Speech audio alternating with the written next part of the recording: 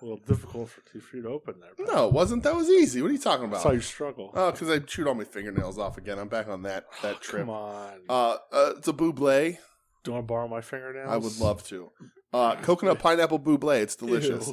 Welcome to We Need Wrestling, everybody. Welcome to We Need Fingernails. Listen, I did a really good job for a little while of not fucking with my fingernails. You did. It was a good time. It's full on back.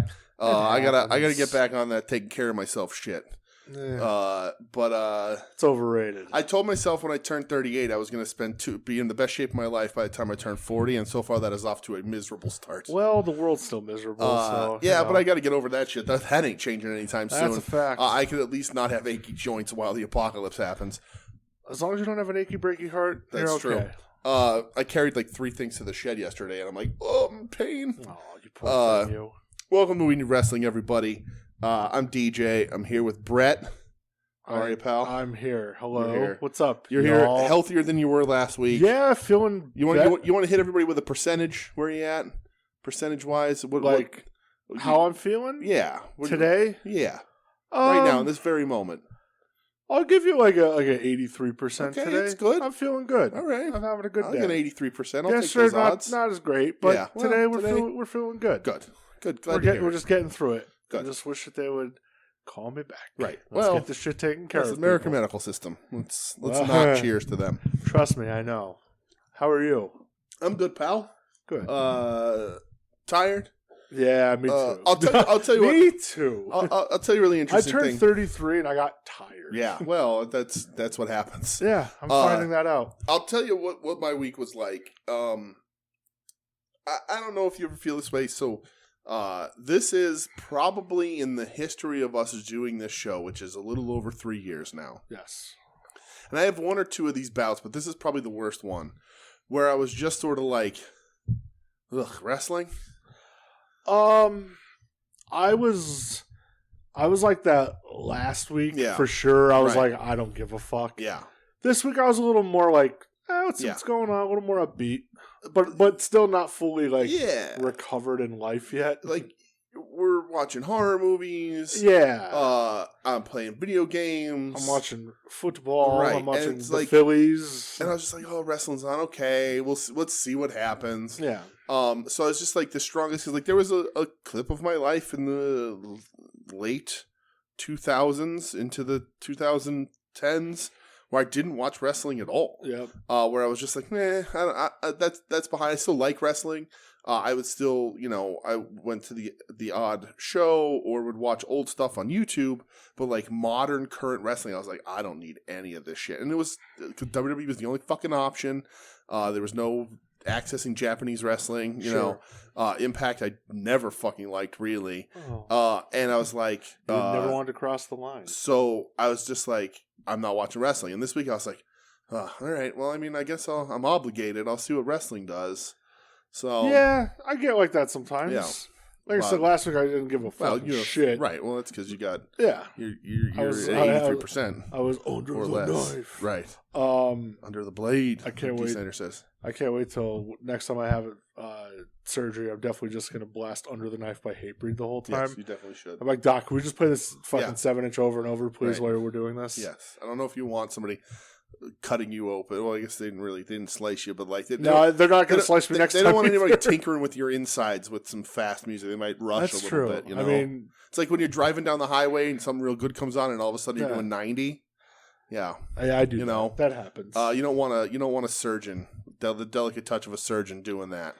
Yeah, I don't really know if I want to die when somebody's like operating on me while listening to like, I don't know, Kill an Addict by Hatebreed. That might not be good. Right.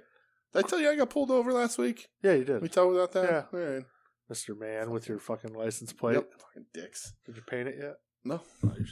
I didn't paint. I didn't even send in the shit. I don't have any printer ink. I gotta print out a thing. I gotta fill out a thing. I gotta send a thing. That's annoying. Right. And I'd ask permission from get the fuck out of here. Asking permission from a cop to get a new license plate. Cop's the only one who has an issue with it. Yeah. Nobody else does. Right. I don't. Nobody else fucking I have no issue with it. No driver's ever come up to me and complained. No. It's a fucking cop. Imagine if somebody did, like, sir, can you paint your license plate? And like, sir, could you please fuck off? Right. Leave me alone. Whoa, that was loud. Was that you? Yeah, it was me. I got a couple messages too. Vibrating over here. West Virginia beat Baylor 43-40. Oh. Go Baylor. Mountaineers. Okay. No, West Virginia won. Oh, go West Virginia. Yeah, it's the Baylor Bears. Oh, the Baylor Bears. Who played for Baylor? Didn't RG3 play for Baylor? He did. Look at that. Yeah, and now he's fighting with LaShawn McCoy on Twitter. Is he? Yeah. Oh, LaShawn McCoy is like, I had way better of a career than you ever did, you fucking joke. Well, yeah, because he blew his knees in the first game, and Shanahan was like, get out there. Mike Shanahan blew RG3's knees. Yeah. Like, get out there. You got one good leg, and he blew the other one. He's like, get out there. Coach, I have a huge brace on me. I don't give a fuck. It's the playoffs. Get out there. Right. He drafted RG3 and Kirk Cousins in the same fucking draft. And like the same round, and like they were just like, well, why are you doing that? He goes, well, because I'm going to ruin the first guy. Yeah, and he sure fucking did. And the other guy will ruin himself. I saw RG3 play when he was on Cleveland. Okay. It was Cleveland versus the Eagles one year. Okay, like this was post Washington. Yeah. And boy, Philly won. That was Carson Wentz's first game. Oh, how's he doing? Not great. Great. Fucking all right, let's talk some wrestling. All right, let's do that. Do we have any news? Let's start off with the thing we start every show with. This day in wrestling history. Oh wait, no, that's not us. Wrong show. We got any news? Not really. Okay. If there was, I don't really know. Yeah. I don't know. Ariel Helwani. I'm glad you said that name because I was trying to think of it. What is that? Ariel Helwani. What does he do? He's been an MMA reporter for years. Okay. Years. Okay. And he got sick of Dana MMA. White fucking hates him.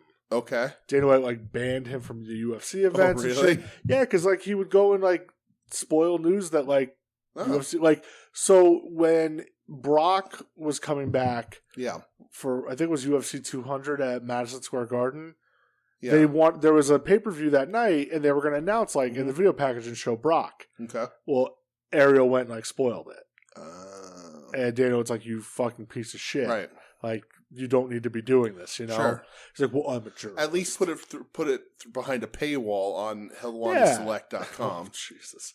I mean that whole shit. Well, I don't know, man. So like, I was genuinely confused because, listen, there's a lot of points in my life where I'm really out of touch. I'm an old man.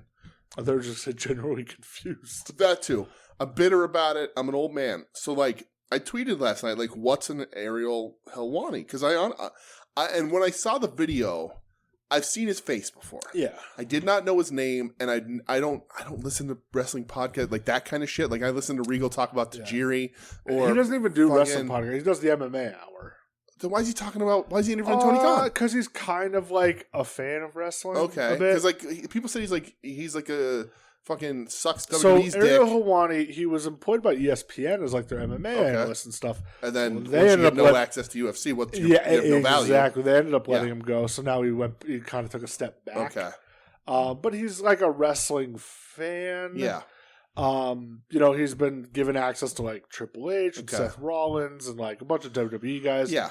Then he did MJF was on the show. Okay. Then he did the Tony Khan interview, and he said, "Oh, that's one of those what I thought. difficult interviews I've ever done." For real, hadn't heard of him until that thing happened where he was like, I didn't even know he had an interview with Tony Khan. Yeah, I had no idea. And then a lot of people came out and they're like, "Oh, like fuck you, like you shill basically." Well, because you want to be Sam Roberts got into it right with him. No, I know Bix got into it with him too, but I thought Sean Ross Sapp also threw his weight around. I don't think. I don't know. I don't know, but I know like Bix had a big thing. Yeah. Whatever. Yeah, I saw he took a shot at Bix at the end of an episode or something. Yeah, and Bix was like, "Say it to my face," and I was like, "Bix, brother, I've seen you. I don't know anything about him. Friends of friends. Seems like a perfectly nice human being. Maybe he complains his way into better seats at events, but besides that." Don't tell people to cash you outside because it ain't gonna fucking work. Sure ain't, buddy. But yeah, I just genuinely was like, what is going on? Yeah. Like I listened to Mick Foley talk about put out his fucking the In Your House, Mr. In Your House song. Have you been listening to Foley's podcast? No, I've kind of fallen off. I like Foley's podcast a lot. It's good. I just don't have time. I've only listened to the last 2 episodes of the first episode I've ever listened to, but he put out a music video of a song called Mr. In Your House. Yeah. And it's hilarious. Yeah. So I've been listening to that. I listen to like Regal sometimes, and I'm mad because I didn't like Kevin Nash's podcast very much. And that still hurts me. Maybe I'll give it another shot. But like, that's what I do. But like, as far as like dirt sheet, like guys like that, like throwing softball questions and whatever, I'm not fucking interested. Like, I don't care. I just want to watch wrestling and whatever. And I also think like guys like MJF, when you have MJF on the show, like I see clips of the stuff when MJF does these interviews, and he comes off as the most insufferable prick on the fucking planet. And I know that it's his character, that's what he's doing, and he's not, he's going to get cheered on wrestling TV, so he tries outside of wrestling to get you not to like him as a human.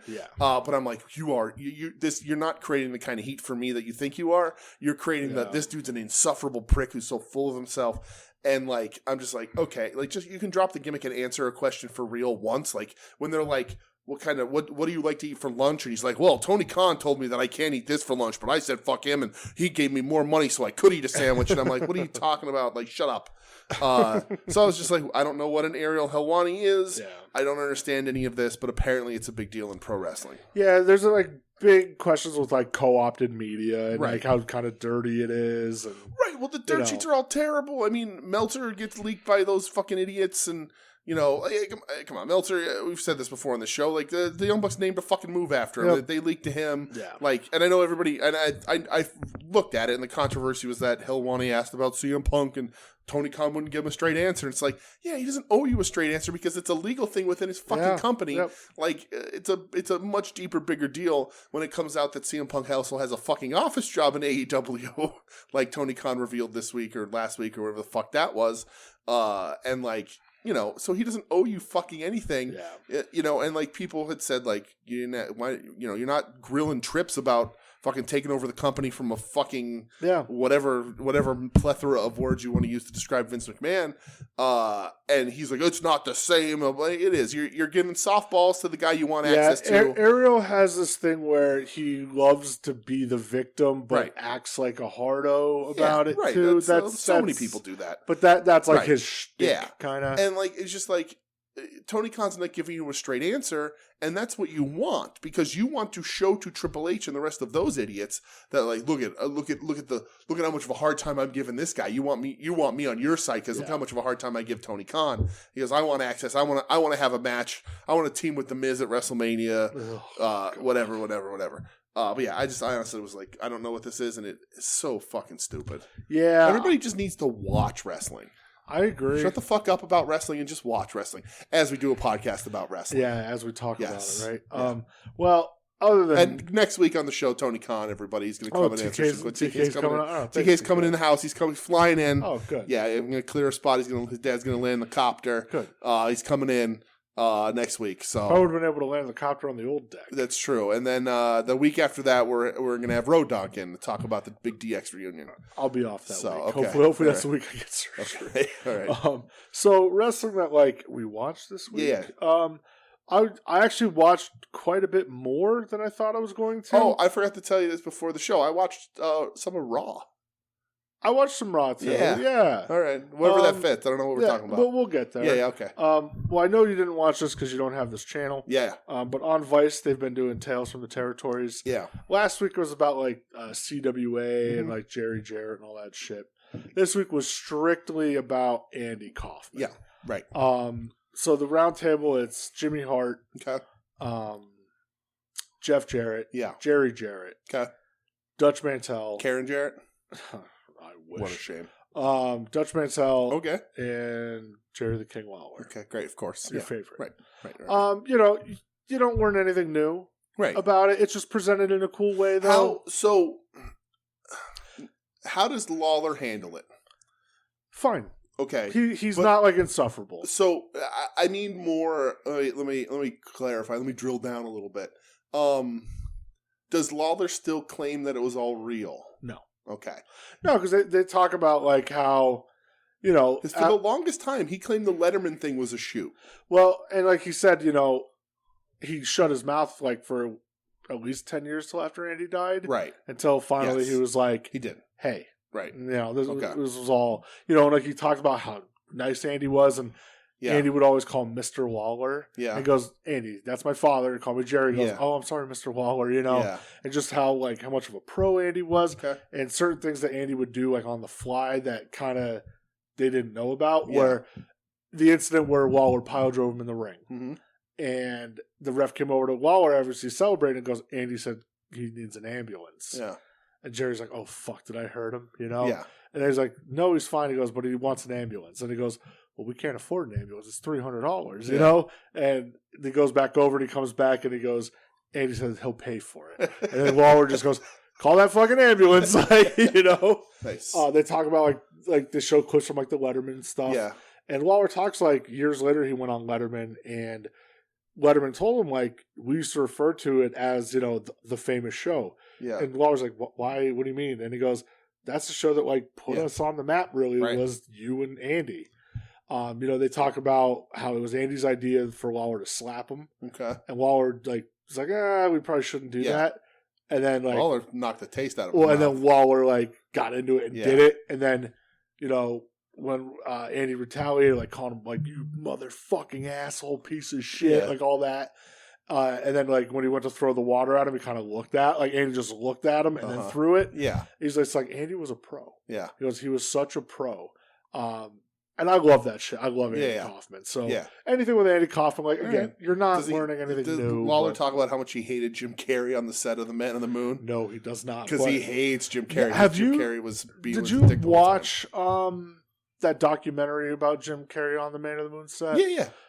It's great. Yeah, I love it. And Jim Carrey was fucking nuts. Yeah, he lost his goddamn mind. Yeah. That documentary's, I like that movie. That documentary's better than the documentary's movie. Better than the movie. I agree 100%.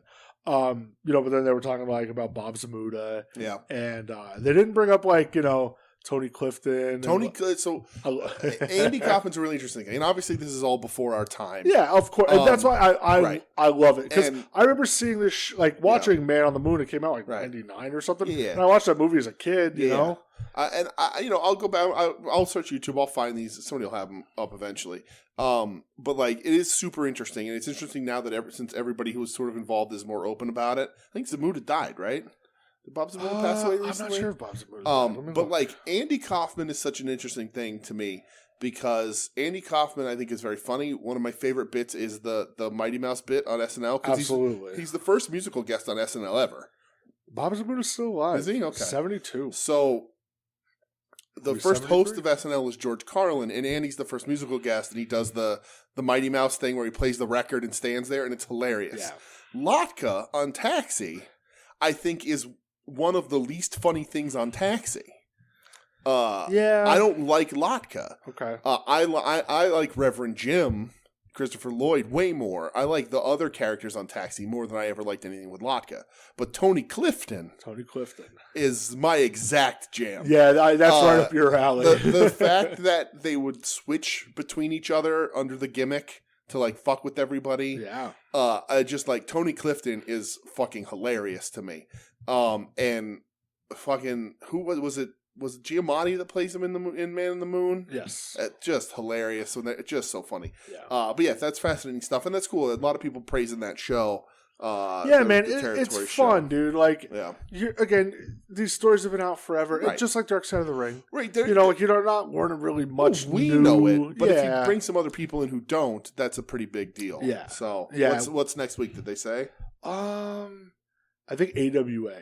Okay, that'll be a good one. I saw on the round table that I can remember right now. Medusa's on it. Okay. I think Dali's on it. Okay. I don't know if that motherfucking son of a bee, Greg Gagne, is on it or not. You have to have Greg Gagne on it. I'm not sure if he's there or not. Yeah.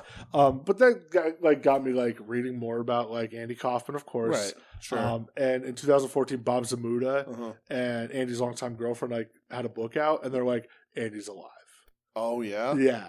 In 2014, they're like, he's alive. They go, 30 years is up. Like, in his death hoax, he'll be back soon. And I'm like, then like the LAPD was like re-released his death certificate and stuff. Yeah, you know, like I'm like, oh, that's so fucking like fascinating. There's you know? been pictures. Like, I saw people say like, oh, this is Andy Kaufman in a donut shop, like he said it was him or whatever. Yeah. I mean, that'd be really interesting, but you know, I think it's a better trick that how many ever years on you like. It's a great trick managing to disappear for 30 years. It's a better trick having people talk about you for 50, like you're going to come back. Yeah, I mean, geez, he died of lung cancer, 35 years old. Right. Like, fuck, that's crazy. Right. So, but yeah, this show, it's a ton of fun, man. I've been enjoying it a lot. Good. other shit I watched. Yeah. I watched some SmackDown. Okay. Legado del Fantasma, officially on the main roster. Yes, right. With Zelina Vega. The right choice. What was that lady's name they were with at NXT? Elektra Lopez. I like Elektra Lopez, but not ready for the main event. No, but at least not in the way that Zelina Vega is. I got real upset because I watched the clip. Yeah. The announcers are now Wade Barrett and Michael Cole for SmackDown. And they go, oh, Santos Escobar, Joaquin Wilde, and some fucking name I didn't recognize. And I go, oh, did they change his name? I was like, that's right. They imperied him? Changed Raul Mendoza's name. It was like something like... For real? Yeah, I don't even remember. They imperiumed him? Yeah. Oh, man. I mean, I'm good for him. I hope he does really good because he's a really talented wrestler. That's such a bummer. Cruz del Toro. Really? Cruz del Toro. Why is Tripp still doing that? I thought that was a Vince thing that he wasn't going to do anymore. I thought Triple H was saving the wrestling world. What happened? Raul the Line Mendoza. Yeah, he was there. He was there for the taking. 205 and live. Right, 205 and live. Now he's Cruz del Toro. Oh, dude, dare I say 205 and live is the peak of this podcast. That might have been, yeah, I agree. Speaking of people and their names. Okay. There is somebody who is back. Oh, I know who's back. The Pride of Hagerstown, Maryland. Yeah. Yeah. I can't go too much on this because I'm sure Joe will be speaking about it. But right, it's not our place. LA Knight is officially LA Knight again. That's awesome. So, I saw the clips of him like beating up Mansois and the other dude, and then I'm like, you want to be something I wasn't. He like takes off the watch and whatever. Yep. Good for LA Knight. A guy that got the red leather jacket back. A dude that managed to get Joe Sposto to work himself into a shoot brother HH. Yeah. Into being a fan of his. It's remarkable. He legit absolutely remarkable. So can't wait for that first LA Knight Elite to come out. Oh, absolutely. I'm buying one so I get to Joe's house. And the main event on the show for the Intercontinental title, Gunther versus Sheamus. Okay. Dude, fucking awesome. Yeah, beat the shit out of each other. They are killing it. Is this then they wrestled at the castle? No. They did. They clashed the castle, but this was a rematch. Okay. They just beat the fuck out of it. Dude, it's like just chop forearm fights. Good. Like I feel like it's good like for them. Oh, if this was in New Japan, I'd be like going nuts over it. Yeah. But like, why can't I go nuts over it now? Yeah. It was so good. Gunther won. Okay. And then that Sheamus ain't getting that fucking title. No, it's the only. How about it's the only single title he hasn't won? It's crazy. He'll get it at the end. That's what they're doing. So that was Friday. So that goes into Saturday, which was Extreme Rules. Oh, it was on Saturday. WWE's been running Saturday pay-per-views lately. All right. So like the Lord intended. Absolutely. So, this was live from Philadelphia. Yep. And the opening match was a Donnybrook fight. Okay. It was the Brawling Brutes. Okay. Sheamus, Butch, and Ridge Holland versus Imperium. Okay. Dude, again, they kicked the fucking shit out of each other. It was so good. And it fired the crowd up. Brutes got the win. That's a good opening match. Dude, I'm telling it was just a brawl. It was so fucking good. Because it was like tornado tag. You know? It's an interesting thing because it's a style of wrestling that not everybody likes. And I've seen a lot of people, and even I got mad at him again. Kevin Nash talked about, like, why am I going to stand there and let you chop me, and then I'm going to chop you back, like, whatever. And, like, it's a style of wrestling, and it's a thought process of wrestling that doesn't work for everybody. Like, Nash couldn't do that. Nash is great. I love Nash, forever. But, like, that's not something that he could pull off because it's just not the character. It's not the way he did things. Yeah. But like certain wrestlers, certain styles pull it off really well. And the one thing that style works really well is it works in getting the crowd into a match and into wrestling. It's why the Japanese crowds are so hot. It's why Eddie Kingston versus Ishii works so well. And like you can start that way and then have a regular match. You can do it in the middle and it brings the crowd up. And it's because, and I was thinking about this a bunch, it's because a good working punch, forearm, chop, strike, whatever, chops especially, because everybody can throw a good chop, right? I mean, maybe not everybody, but most people can figure out a way to throw a good chop. You would think. But it helps in suspending your disbelief, because when you throw a good chop and you see that welt on the chest, you're like, holy shit. And then your brain is sort of lays off the fact that the rest of this shit doesn't look as, like, you're not going to suplex somebody in a real fight. Yeah. You're not going to grab somebody in a vertical suplex in a fight, and be successful at it. It's 90 million ways in a real fight. Like, every wrestling move, if it was to happen in the streets, you just jab the guy's fucking eyeball out, I remember, this is a while ago, where I got into, like, a Twitter argument with somebody about Orange Cassidy. Right. They're like, well, you wouldn't do that in a real fight. And I remember saying to the guy, I'm like, yeah, brother, remember how many, like, sharpshooters you've seen in fights? Exactly. Okay. Exactly. So, like, like, that's the thing. Like, when you're put in, well, I'll use this, we'll talk about this later, but, like, when you're in Pat's finish, like, all you have to do is reach out and thumb him in the fucking eyeball, right? But you don't, because you're telling a story. Yeah. And a good chop, a good strike, a Dustin Rhodes, Terry Funk-esque working punch. Sure. Let your brain back off the fact that you're trying to figure out how this shit works, and it starts to be like, oh wait, this shit's real? Yeah. And so it's so valid and such an important part of wrestling. It elevates the rest of the match and has the potential to elevate the rest of the show. It's when you get into shit like powder puff punches that pull people away from good matches. Yeah. And it's what it is. The foundation of good professional wrestling is a good working punch. Yeah. Ask Steve Austin. Absolutely. Ask Steve Austin post neck break. Yeah. What's the foundation to your matches? And he'll say, I got a pretty good working punch. So the only other match I watched from the show was Finn Balor versus Edge.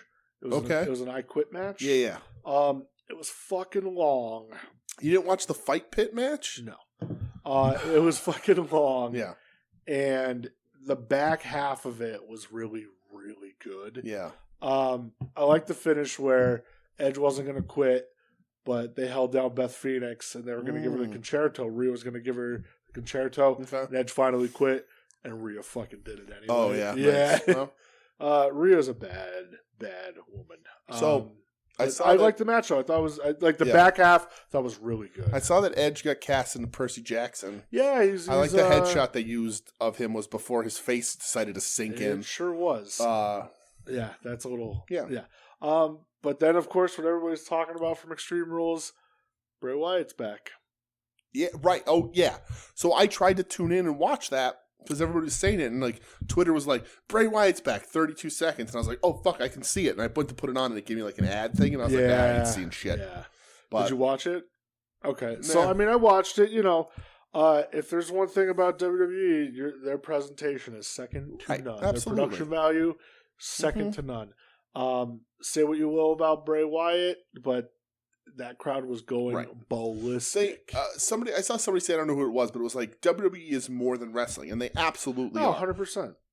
Oh, excuse me. And that's where they're going to be, and that's why they're going to be number one. That's why AEW, I don't know that AEW is ever going to eclipse the WWE, because the WWE offers so much more. AEW offers a different product. Yeah. WWE is like watching a movie or a scripted TV show every week. And the wrestling is getting better, but their moments are going to be what brings you back and what puts you in an arena. And you want to have that feeling of being in an arena or watching an arena and the lights go out and everybody's cell phone comes on and the spooky guy comes walking out to some cool music. Yeah. It's just what they do. And you can't fault them for it. It's not for me, but you can't fault them for it. It's what makes them billions of dollars. Yeah. A couple things like about the segment which I thought were cool.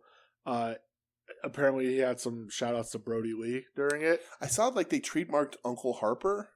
Something like that. So I hope they don't give somebody that name, but I hope like he mentions it maybe, like they use it as like a tribute, So the one like they were going around the arena like showing like the characters from the Firefly Funhouse come to life. And the one with Sister Abigail, and under her veil, I guess she was wearing like the skull mask that Brody used to wear when he was in the Bludgeon Brothers. And then like the shot of him coming out through the door, the way the lighting was, it was the same exact lighting where Brody's like intro promo to AEW was. That's cool. So people were like, if that's like intentional, which people feel like it is, because Bray's very like they were particular with that. And they're great best friends pretty much. Yeah. That's real cool. Yeah. But yeah, dude, Bray Wyatt, again, say what the fuck you want about Bray Wyatt. Yeah. The dude is insanely over. Absolutely. Always was, always will be. Right. I know a lot of people, when he gets in the ring. Yeah, it's, and then the bell rung. Yeah. But he doesn't need to be that guy. Big matches only. Yeah. I saw they're building like a Wyatt 6 or whatever. Yeah, who knows with that. There's a lot of I saw the speculation was that they're hiring that Vincent and whatever the big guy from that Ring of Honor crew was. Yeah, there's that. There's like it's gonna be Joe Gacy. Right. Then there's Liv Morgan. Dallas is back. Right. And that, Eric Redbeard. Yeah, who knows? Yeah. I'll see it. I'll pay attention as it goes, but we'll see how much mileage it has. And then Monday Night Raw was the season premiere. Gallows and Anderson are back. So weird. Like, what the fuck? Anderson said some really inflammatory things about that company and Triple H. Yeah, well, then he went and deleted his tweets. Did he? Yeah, about it. But apparently he said he's still working New Japan. And he's like, yeah, I'll be at Wrestle Kingdom. So who the fuck knows what's going on there? But they're back. Luke Gallows, Kevin Nash, School of Thought. It ain't about the moves, big man. It's about the money. Right. That dude's cashing checks. Yeah, absolutely. That's good for them. It's the right place for them. Yeah, absolutely. They're older guys. Oh, Anderson is. Yeah. Gallows is my age. Yep. But they're back with AJ. Right. Back with AJ. Don't have to do much in that style. Get paid a bunch. Sell a shit ton of T-shirts. Yeah. It's right. And Anderson probably, New Japan, I would imagine, would have said, like, hey, you have our title. Like, maybe just let us play this out, And the way, Japan works, he doesn't have to show up on every show with that title. No, because how many fucking New Japan shows has FTR been on? So, yeah, let him keep his commitments. But and then Brock Lesnar's back. I saw, so I watched Raw. Beat up Bobby Lashley. So that's about where I saw Raw from. It might have been that bit with he beats up Bobby Lashley. Yeah. And then Rollins ends up winning the U.S. title. Yeah, comes out and has the match with him and whatever. I like that. They said that makes Rollins like the grand champion 2 times over. Probably, yeah. But he hasn't held the belt in that company in like 700 days or something. It's been a long time. I like that though because if they're going to work Lesnar Lashley, which I think is a good program. Not that they haven't done it before, but they said the Saudi Arabia show's right around the corner. Right. But the U.S. title, Brock Lesnar, the U.S. title is beneath Brock Lesnar. So there's no sense in having that on Lashley. Like Lashley with the U.S. title, defending the U.S. title is going to be under the card of wherever Brock Lesnar happens to be. So taking that off of him so that he's free up to wrestle Lesnar forever, and Rollins can have some gold to run around with, I think is a smart move. Yeah, but I didn't see anything else from Raw. I don't know what else happened. I don't remember. So I'll move on from WWE. Okay. I watched some New Japan. Mm-hmm. New Japan Strong, to be exact. And you I watched think there was a Sami Zayn thing at the end, but I don't remember what it was. Probably. He's great, though. He's so good. Yeah.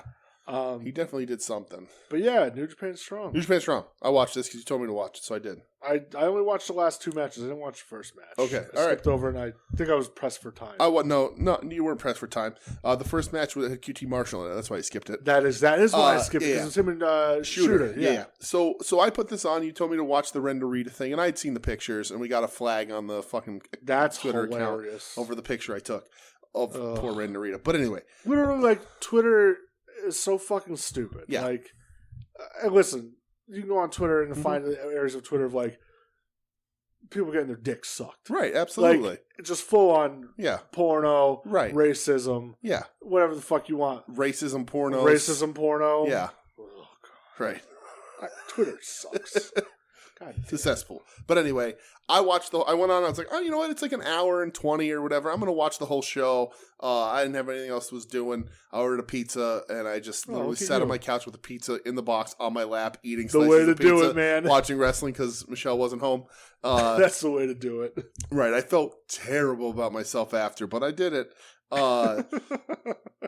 Shooter Umino versus QT Marshall. Yes. I don't know why they continue to book QT Marshall in New Japan. That's a good question. I just found out this week. I'm sure somebody's told me this in the past, but like QT was like a pretty decently important part to Ring of Honor at one point. I believe so. Yeah, and like they used him a bunch. And like Cornette loved him. I think it was a Cornette guy, and Cornette wanted to make it the cornerstone.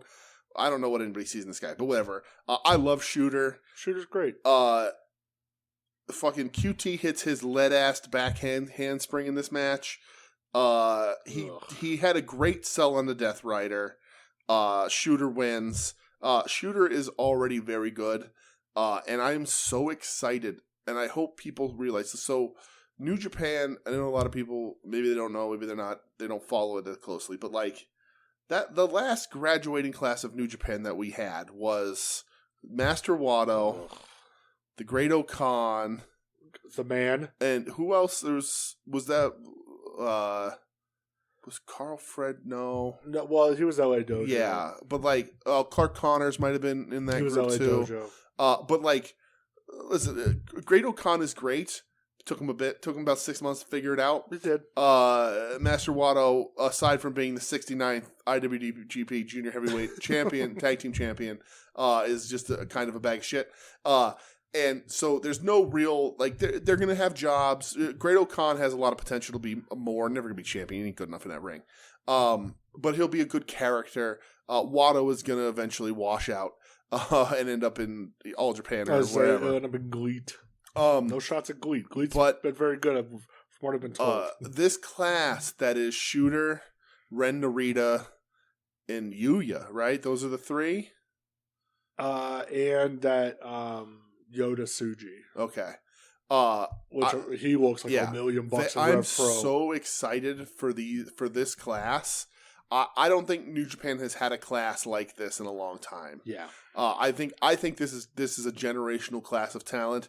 I think it's been, dare I say, 10 years since they've had a class as good as this already. They're already all-stars. They're putting it together in the right way. They all have their individual looks defined. Shooter looks a lot like Tanahashi. Ren looks exactly like Shibata.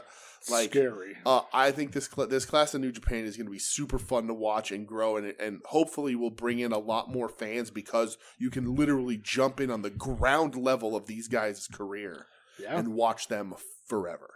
You know? Yeah, man. I agree. That's really cool. And New Japan does it right. Where these guys are going to get put in they're going to come back from excursion. They're going to be going to Japan, and they're going to be put in the ring against like Ospreay and Tanahashi, and like they're going to be wrestling great wrestlers. That is only going to make them better. Yeah. You know, Great Okan only got better when he got linked up with the right people. You know, they just the LIJ just put Teton in the LIJ, first non-Japanese member of LIJ. Yep. Like, and he was great in the juniors tournament. Absolutely. So like, you know, Ren Narita going up against Desperado or Naito or any of these guys is going to make them so much better so quickly that this class is going to be fucking impressive. Yeah, it's going to be fun to watch. Shooter's already handsome. He's got that big auburn hair. Yeah, he does. Like, you know, he wears his own jacket, but carries the Death Rider jacket. He's got built-in love and connection to Moxley whenever they want him to. This class is going to be fucking awesome. Yeah. This match was what it was because QT Marshall was involved, but Shooter looked fucking great. Yeah. Next match? No, not incorrect. The next match. What happened? There was a promo in between these matches that I want to talk about. Uh-oh.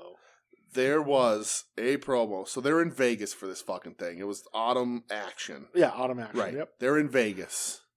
And Danny Limelight and J.R. Kratos Yeah, I skipped through and this. cut reasonably, arguably, I will say it right here. And listen, J.R. Kratos, you're a big dude and I like some things you do. This was one of the most dog shit wrestling promos in the history. I caught the end where Aussie Open was going back through the curtain. Yes. So they weren't even in the tag tournament and they won a title shot. Oh, of course. Limelight comes out, grabs a microphone, and says, "We're here in Vegas. All you guys do is smoke and gamble, and your football team sucks." Oh, God damn it. And I'm like, dude. I'm like, for real? That's like trash. He's like all you do in Vegas is smoke. Your football team stinks. Your breath stinks. I wouldn't be. And I'm like, stop, dude. This is so bad. Stop. And then Kratos grabs the mic. And Kratos grabs the mic and starts talking and does something because he's fidgeting with it. And I could tell what happened. I could do the same thing to the microphone here. You just loosen this cable and the fucker stops working, right? So it stops working. And he cuts another like 20 seconds of the promo. And you can hear him, but not through the microphone. And somebody alerts him that the microphone's working. So he goes, "You're going to cut my microphone? New Japan doesn't want me to talk? You don't like what I have to say? You're going to cut my mic?" And I'm like, dude, literally, he was doing the same shtick. Like, he was like, "This town sucks. Aussie Open are little boys. They're afraid of Team Filthy." And he's like, "You're going to cut my microphone?" And I'm like, you're not saying anything. Yeah. And then they say they want the shot, and Aussie Open comes out, and literally, they're just like, thumbs up. Okay. See ya. Cool. Like, I was like, you guys, like, it's never going to fucking work beyond New Japan Strong. Yeah. For you coming out and saying that you guys gamble and your football team sucks. Like, that's not, Mick Foley uses that as a joke. Yeah. Like, that doesn't work. Know what the fuck you're saying. And the crowd, like, was just like, boo. Like, so bad. Yeah, so fucking bad. I was like, holy shit. Because I like Kratos.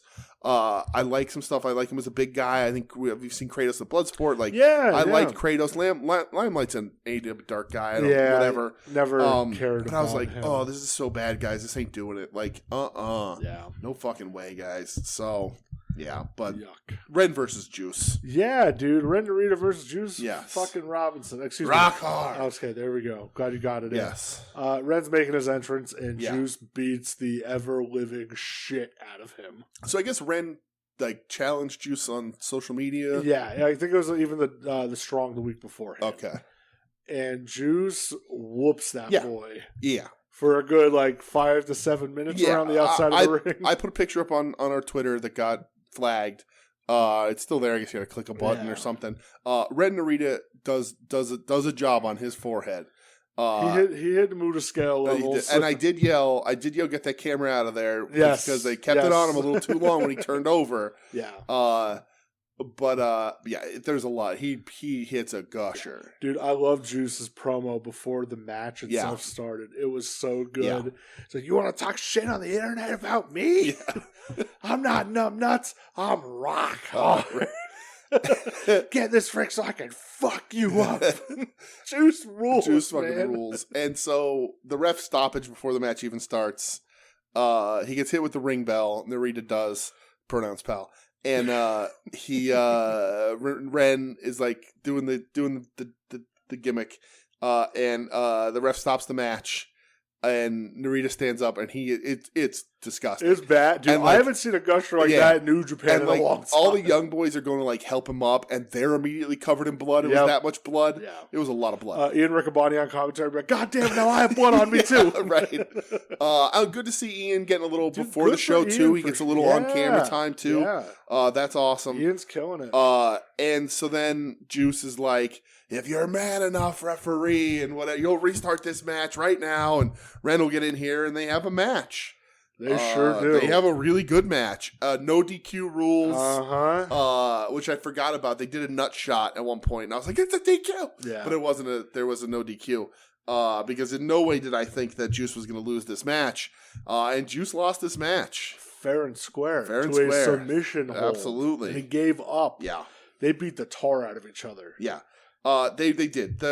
They chair shots over the back, the way you're supposed to do it these days. Fuck that chair up, and then Juice hits a pile driver on it. Then I was like, that chair is really fucked up. Yeah. Juice goes for a table under the ring, and there's no tables left, so he steals the timekeeper's table. Yeah, and he flips off the timekeeper. Right, he flips off the timekeeper. It's hilarious.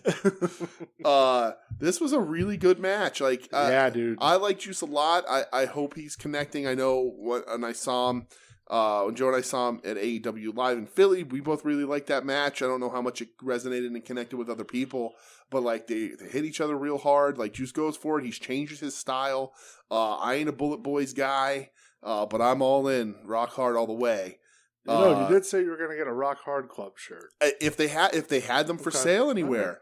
I don't want to order online. I don't want to pay shipping and all. But if I'm at a show and there's a Rock Hard shirt at the merch table, I'll buy it. Okay. I'm a big Rock Hard guy. I think he's great. He's awesome. I liked the Fundertaker. I thought Juice in Japan had really done a lot of really good stuff. I liked him and Finlay to an extent. And you liked his promo where he threatened to kill Yoshitashi. Right. Listen, Yoshitashi, I'll fucking hurt you. No, seriously, I'll kill you. But when he retires, I was like, oh, that's bummed. I like Juice. Yeah. And then he comes out and reveals that he only told everyone he was retiring so he wouldn't have to tag with David Finlay anymore. Immediately, a place in my heart was slotted for him because I, too, no longer want to tag up with David Finlay anymore. I also don't want to star in any more movies with Ryan Reynolds, so stop asking me. And then Luke Gallows screaming Rock Hard into a microphone. Right. But his promos have been great. And granted, his promo style won't translate to American TV because you can't say fuck every other word. And like Gallows just cut that great promo about squirting and shit. Oh and my he ain't God, doing that dude. in the E. But it was so good. I like Rock Hard a lot, and this match was really good. And it's cool that Ren wins because that's the future. So and there was a New Japan show this week. I didn't watch it just because I didn't have time. But Ren was there. It was kind of his comeback show to Japan. Yeah. And I guess he cut a promo where he's like, "There's a lot of things wrong about this place." Yeah, well, because he's Tiny Shibata. Yeah, and he's like, it's time for this shit to change, and I'm going to change it. Yeah. And I think he's going with the son of Strong Style. Yeah, nice. So I'm into that. What did you say during that match? Did he say something like... washing Shibata's balls? Yeah, he'll be back at the dojo washing Shibata's balls. And I was like, oh my God. Yeah. Juice is awesome. Yeah, Juice is incredible. I love Juice. Yeah. Did you watch the main event? I did. Okay. I did not. No? No, I didn't have time. Oh, okay. So this was supposed to be Eddie? It was supposed to be Eddie, Wheeler, and Homicide. Okay. But Eddie ended up having COVID the weekend. Okay, because these are recorded way a long time ago. Yeah, they're a while ago. So it ended up being Homicide and Wheeler Yuta versus King Switch, Jay White, the Knife Pervert, and Carl Anderson. So did they just cut Gallows out of this match? Is that what? Yeah, Gallows was on I think he came out. Yeah. It was good. I always like watching Homicide wrestle some high profile matches. I wish he was sort of like I think when Santana went out with a knee injury, I thought if they wanted to continue to do something with them, I think you could have easily brought in Homicide on a 6-8 month deal and slotted him into that spot. I think Homicide's a very talented wrestler, more talented than a lot of fucking wrestlers who get way more credit than him. Agreed. But I like this. Yuta catches Jay White under the eye, though. Did you see this? No. Yeah, so they have a really good exchange. Yuta looks really good. Him and Jay White had really good exchanges. But Jay White got hard weight under the eye, got a little mouse under the eye and was bleeding a little bit. Yuta caught him. My man. Yep, Yuta caught him. But yeah, it was a good match, whatever it was. Obviously, Switch and Anderson would win. And then Switch calls out Eddie. Yeah. At the end and says, "You won't come to me, I'll come to you in your town." Rumble on 44th Street. Buy your tickets now. Verified resellers for $500 if you're interested. Are you serious? Jesus. I looked because I was like, you know what? That is like, if it's White versus Eddie, Eddie's wrestling the fucking IWGP champion.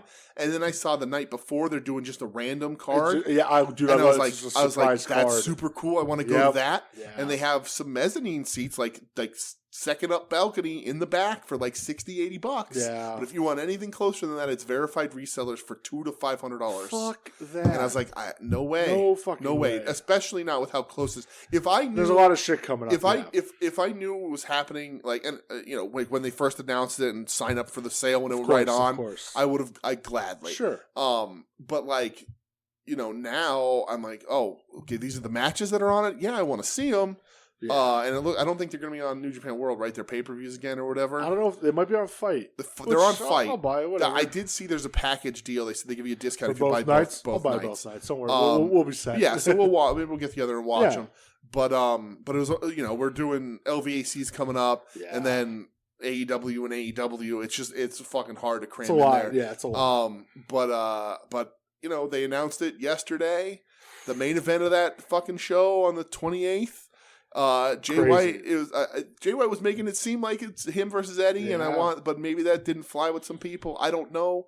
But it's Jay White and who the fuck's his tag partner? Rock Hard. Oh, it's Rock Hard with Rock Hard, Juice Robinson versus the greatest wrestler on the planet, Eddie Kingston and Kazuchika Okada. Insane.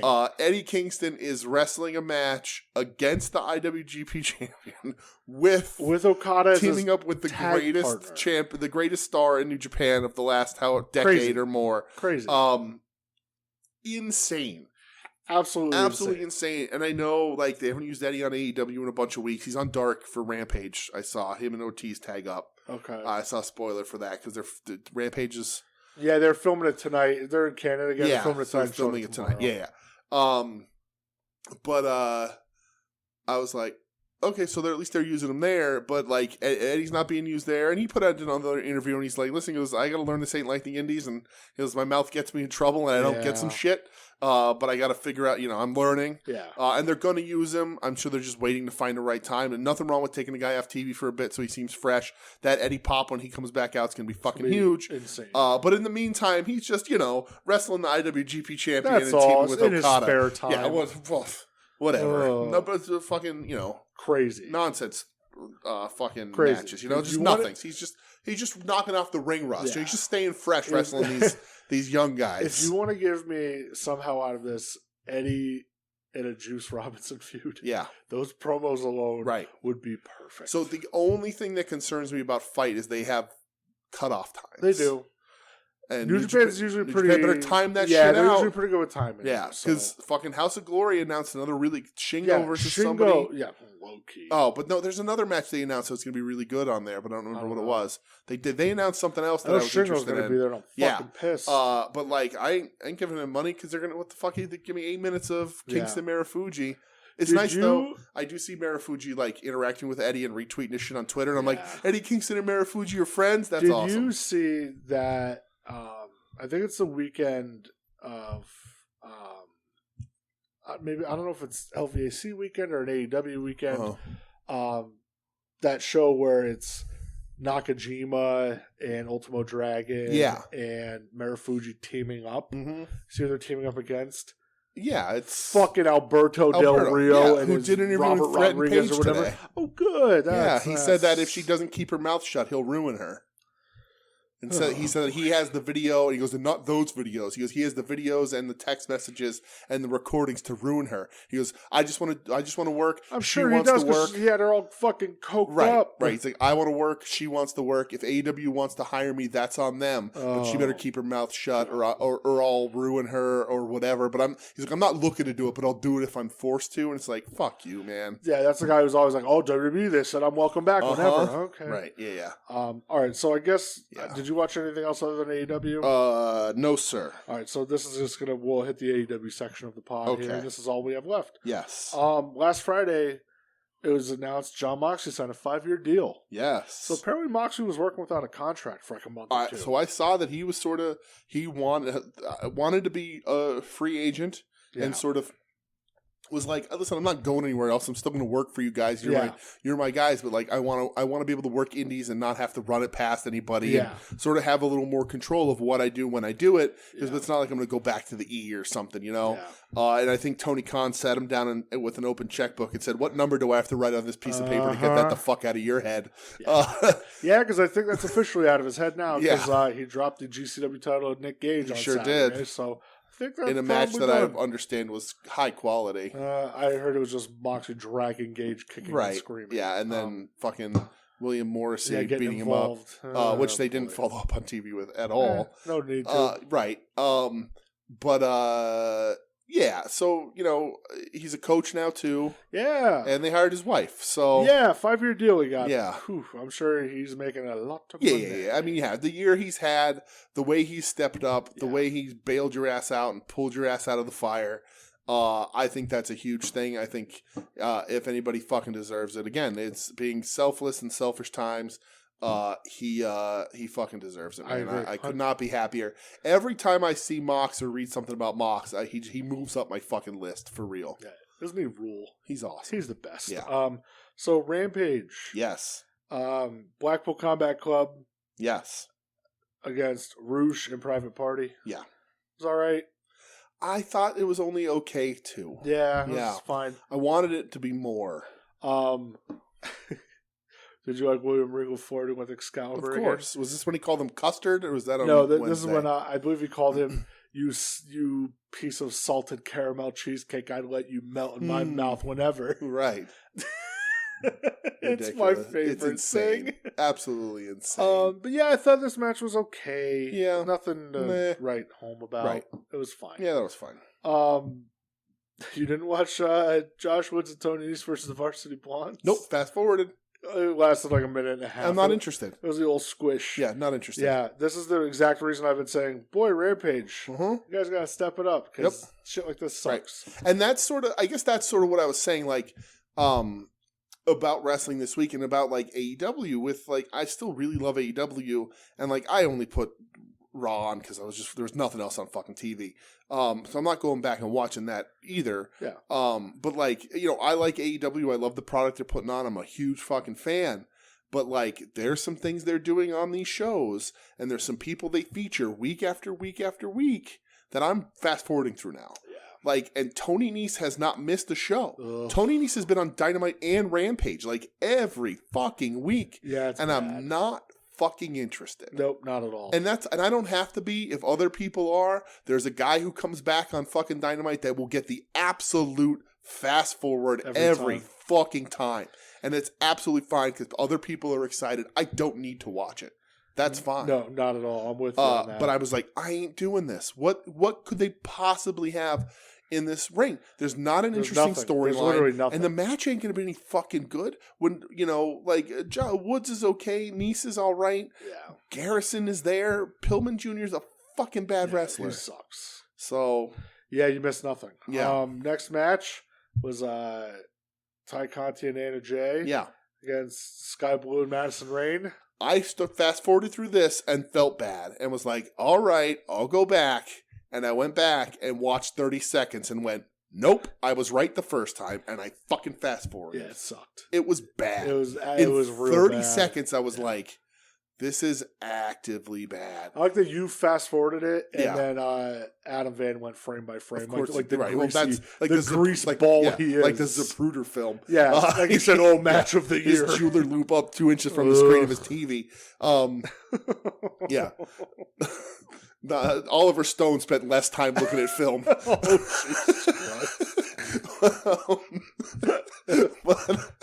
truth is the truth. But yeah, like I was like, I feel bad. I should give him a shot, and like I think it's the detriment of. And I guess Anna Jay was hurt, but then they decided like she's not a wrestler so much anymore, and Ty they haven't been doing anything with. And I think that's the thing. I think that hurts them. They are clearly not ring ready. They were young already, and I was like, this is bad. This is dog shit. So I was like, I'm out. It was I'm out. The main event was for the trios titles. Yes, and we watched this together. Yeah, Death Triangle versus Dark Order. Yes. Obviously Death Triangle wins. Of course. You knew that's going to happen. Yeah. It was fine. It was fine. This I'll watch. These are guys I like who I know there's going to be good wrestling. A little bit of a storyline, but I like it. Roosh gets involved, gives Pac the hammer. Yeah, right. Pac hammers, I don't know who he hit. Trent, I think? No, that's the next match. Oh, that's the next match, right. Because after this was Battle of the Belts 4. Yeah, right. We had Pac pulling double duty. Match after match back to back. That's rough. Crazy stuff. We were together for this. Yeah. Yeah, so like I like this stuff because clearly the Pac stuff was building towards something. Yeah. That had me excited and nervous that they were going to pull the rug out from under me. But we'll get there. Pac, Trent. Yeah, Pac Trent for the All-Line title was fucking awesome. People forget how good Trent is. Maybe they don't forget. Maybe he's not showcased enough. Chuck Taylor, also a very talented wrestler. Trent rules. Trent is a great wrestler. Yeah. We praise Roppongi Vice on here all the time. Absolutely. They were a great tag team in Japan. Yep. And then Roppongi 3K, like all that awesome stuff. But yeah, Trent is a really good fucking wrestler. Pac, I saw a lot of people talking about it on Twitter after Dynamite this week that like do you feel bad for Pac because he's probably like top 5, if not best wrestler on the planet, but nobody talks about how he is? True. Because he really is. He is an incredibly talented wrestler. Yeah. And has been for a very fucking long time. The way that he sells every time, I feel like is just insane. Yeah. He's so good that Gravity forgot him. God damn it! Hey, you have the purple Neville action. I certainly do. I love that. That's like almost the bane of your collecting, though, because you're like, why the fuck do I own this? I was on a fucking whatnot hole. It happens. Match was real good. Yeah, Pac wins by hitting Trent with the hammer, right? Which brings out a fired up Orange Cassidy, OC, who beats the shit out of Pac. Yeah, they have such great chemistry, dude. They said they're going to be rivals forever. Listen, if you know anything about Orange Cassidy, you know he sells a lot of merch. The character is a ton of great character comedy work. Chris Jericho told everybody this, but if you know anything about Orange Cassidy, that guy can fucking go. Yep. He's a better wrestler than your favorite wrestler. I mean that honestly. Like, that dude can fucking go and has for a very long time. Absolutely. And him and Pac together in the ring are so cool. I was so excited for this because they are so good together. They have such good chemistry. They've been like on again, off again rivals for what, since 2019 or something like that. Right. It's and great. Pac just knows how to work against him in that character. Yeah. And just makes everything fucking work. Yep. It's remarkable when these two get together. I agree. Yeah. Next match was for the TBS the TBS Championship. Yes. Jade Cargill versus Willow Nightingale. I thought this match was really good also. I enjoyed it. I think one of Jade's better matches, kicking and screaming, through a natural talent, through a very talented, popular, sort of, I don't know the word, like just you're a wrestler you're drawn to immediately. Sure. Charismatic, if you will. The it factor. The it factor in Willow. And in my eyes, in a lot of people's eyes, I think there was 2 ways. There's one way to do this match. There was 2 ways that you could maybe do it. There was a 1A and a 1B, and they did neither. Oh, and then we got C. Right. We got 2. 1A, 1B. You went with 2, maybe 3. Even down the line of just Jade winning. It was a very good match. Willow is a super talented wrestler, but she still isn't officially fucking signed. Yeah. 1A is, and I think we talked about this last week, maybe or maybe not. I don't remember, but 1A is. We definitely did. 1A's putting the belt on Willow here and moving Jade to the hunt for the main women's title, because 39 wins is you don't have anybody else for her to fucking beat. No. That mean anything? You're running well beyond Jerry Flynn territory here, or Glacier. 1B was you have the match that you ended up having with Willow, where she really puts Jade through her paces, gives her a competitive match. The crowd's behind Willow. Jade pulls it out anyway, and at the end of the match, either Tony comes out or Tony meets her on the ramp and hands her a fucking contract. Yep.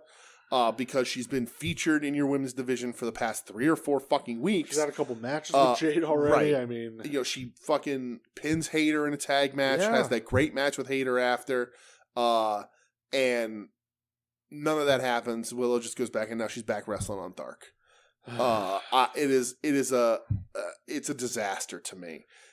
Your division looks strong when you book everyone in the same match. You're like, oh, this is a really cool match. When they're all together in one match. When they're all together, you're like, oh man, this women's division is really strong. And you're like, okay, take those 4 people in a match and give me 3 matches that would work out of those. Like add 1 more person, add 2 more people that you have on your roster, and give me 3 matches involved out of the people that are in there, and you can't fucking do it. It doesn't happen because then you're digging into the Penelope Fords of the world, and it just doesn't fucking work. Yep. Willow is a star. She radiates an energy that the crowd immediately gets behind. I agree. And they just, for whatever reason, aren't fucking doing it. Yeah, it's sad. It really is. And I'm glad she's getting paid. I'm glad she's getting the exposure and the deals. But sign her. Yep, I agree. It's just what it is. She's a star. She's gonna move merch. She's gonna little girls that come to these crowds, and they're there. They have a strong female audience. Yep. Willow has the potential to be what like Orange Cassidy is to the young men and little boys that go to those shows. She could be what Bailey was. Right. In NXT. Exactly. Yep. Willow has that. And they just you don't have what Willow has in the rest of that fucking division. It does not exist. No. Is she the best wrestler? Would she become the best wrestler in your female roster? No, but she would become like better than most of your female roster. Absolutely she is. I don't fucking get it. Yeah, it's perplexing. Yeah. But it was a good match. I thought so too. And that's the thing, you're giving a good match against someone who gets critically panned every match because she's so young and new in the business. Young in the business. Like, why not just do that? Why not pop everybody at the end, make the loss okay? I don't get it. Yeah, it is weird. Yeah. The main event for the Ring of Honor tag team titles. Yes. FTR versus Gates of Agony. Right. Sure. I thought it was really good. I liked FTR. Yeah. I didn't think the other two were that great. I think they held their own just fine. Not a 5-star match. We're not looking, we're not. They ain't the Briscoes. Right, we ain't the Briscoes here, pal. But I think they had a good match. I think FTR can probably at this point have a pretty good match with just about anybody. Well, that's true. They are walking on that line to being whiny little shits again. But when they're going out and doing what they do. Yeah. So you can say whatever the fuck you want. But I thought it was okay. I thought it was good. Yeah, it was okay. I think Tony Khan is still unfortunately leaning too hard into Ring of Honor without a plan for what Ring of Honor is going to be. Yeah, because you have Wardlow and Joe come out and make the save again. We just saw on fucking FT Ward Joe. We just literally saw this. Yeah. More on that later. Yeah.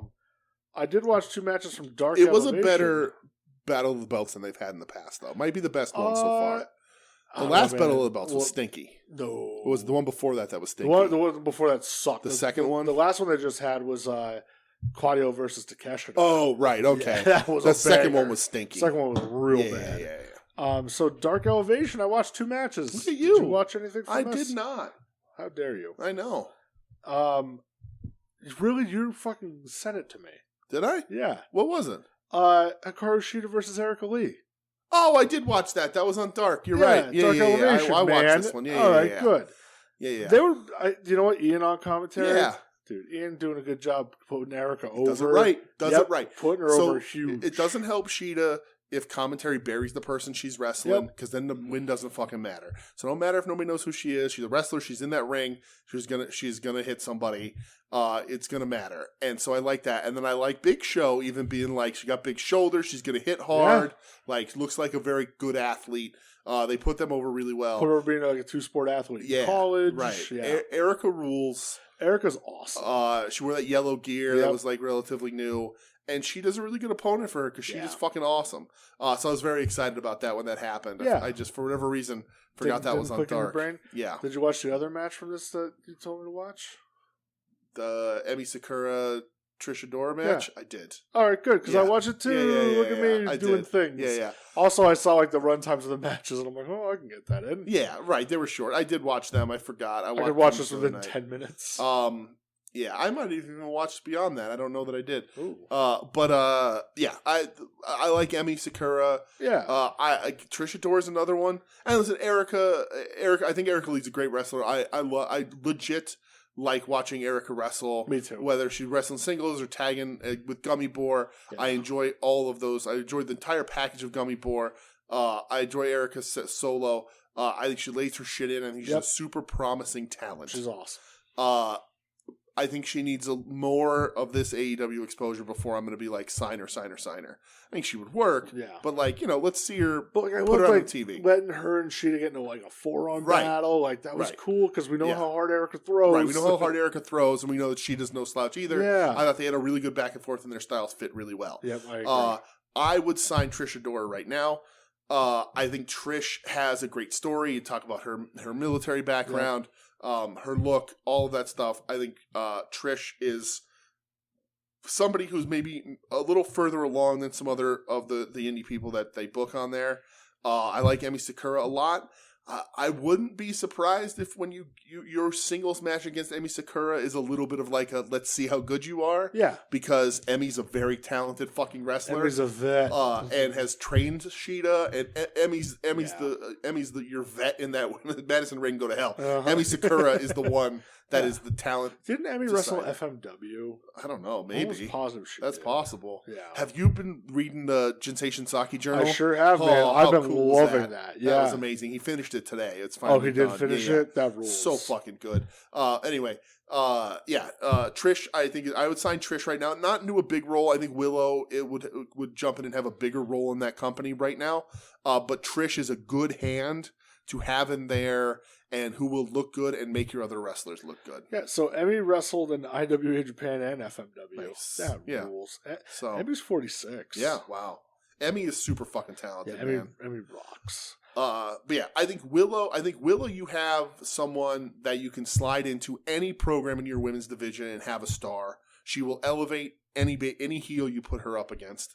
I think you sign Trish Adora now, and she becomes just a utility player for a while. Yep. But I think that can work because she can get into matches with some less talented women who you want to push more and make them look better. And Erica, I think, is someone who should be on this Northeast loop, kind of like how Willow is.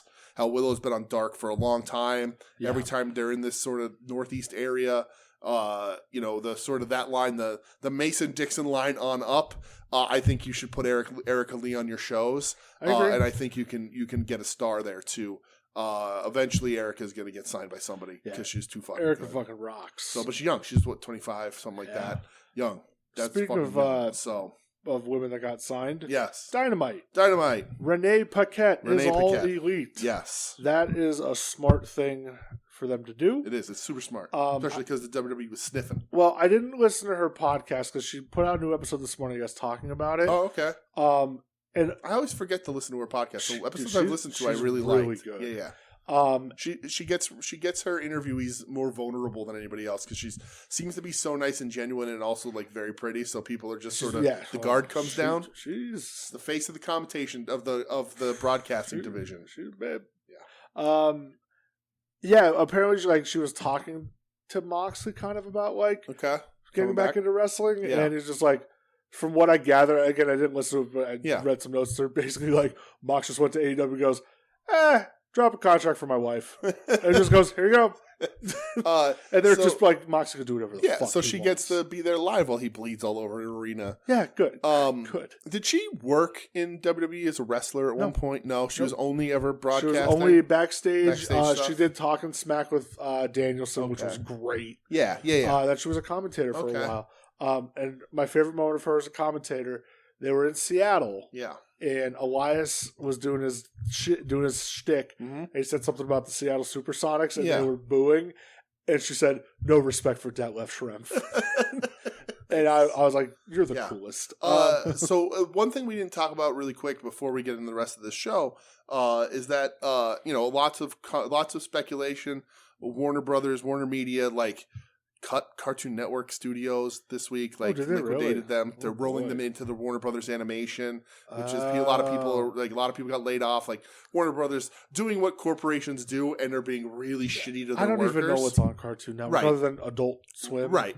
But they're just they cut all the jobs and just said, "Well, our in-house will take care of it. We don't need you anymore." Wow. Lots of other shit like that. But they did, the one woman in charge, executive, did an interview and did say, we're talking with AEW, they pull great ratings for us, they're a great show, and we're looking into more content in and out of the ring from AEW. So that's pretty crazy because everybody's like, in 2024, WWE, they're going to get the streaming rights to this and fucking blah blah blah, and they're going to be done because Warner doesn't want. They're only pulling $1 million. That's not enough. Warner Brothers is going to cut them. They're going to be on Discovery Plus. It's silly. And then it's like, no, they're literally looking to build stations around them because it's so cheap for them to make, and that they're crushing the ratings, even though they were number 4 this week because there was 2 fucking playoff baseball games on at the same time, and fucking hockey was happening also. So I watched the Phillies game live. There you go. I watched this. The only thing I didn't watch, I watched the main event of this live because I knew what it was. So first match, Luchasaurus Jungle Boy. Yes, I thought it was really fucking good, man. Yeah, Luchasaurus. He gave you chills. He gave you chills. That's what you're gonna say. Absolutely not. All right. No. Yeah. He was more than willing to sell for Jungle Boy. Yes, right. I like that it's Jungle Boy Jack Perry. Yes. On the Chiron. Because he's a man Yeah, now. he's a man now. Jungle Man. I didn't they should. He'd have to grow chest hair to be Jungle Man. He can do it. Put a beard on him. Yeah, right? When he's 49 and he's wrestling before intermission because he's got to get home. He wrestles before intermission, stays in the ring for the mark picks, and then on an ice rink, and then has to get home. Out of there, brother. He's gonna be Jungle Man. Jungle Man Jack. Jungle Man Jack. And he's going to have that long hair, but it's going to be a little thinner, a little straighter than it was. Looking like D. Snyder. D. Snyder just looks like D. Snyder, like who was out in the damp weather. D. Snyder, because D. Snyder now looks like 80s D. Snyder was out in high humidity. And he's just going to be like, I'm Jungle Man. Who wants a picture with Jungle Man? Who wants a picture with the Jungle Man? Yeah, right. Gather around, kids. It's the Jungle Man. Exactly. God, I hope that happens, dude. I'll be so old going to get him. Yeah, we'll be getting our mark pick with the Jungle Man. Right, 70 years old. Hi, Jungle Man. Hi there, Jungle Man. He's gonna see. What did I do for you, brother? Because he Doug sick of it all shirt. He's gonna be like, "Me too, brother. Me too." True story. I love that so much. But yeah, the match was fucking good. Yeah, that was all right. Yeah. And then you had Warjo versus the Factory. No. You're skipping. What am I skipping? They decide in between these matches to set up an Ethan Page versus Matt Hardy program. And this is where my issues with this episode of Dynamite begins. I will say now that I think this is a mostly flat episode of Dynamite. There are things that I liked, but I did not love this show as an entirety. And I will call out the things that I did not like as they are happening. This is the first one. I think you are doing a bad, and I complained a couple weeks ago about how they're doing. While I love that they're all wrestling, they need to find story also to bring in a certain crop of wrestling fan. And so they do this, and they're like, so they just do contract tampering. Contract tampering with Matt Hardy and Ethan Page. Great. Yeah. Thanks.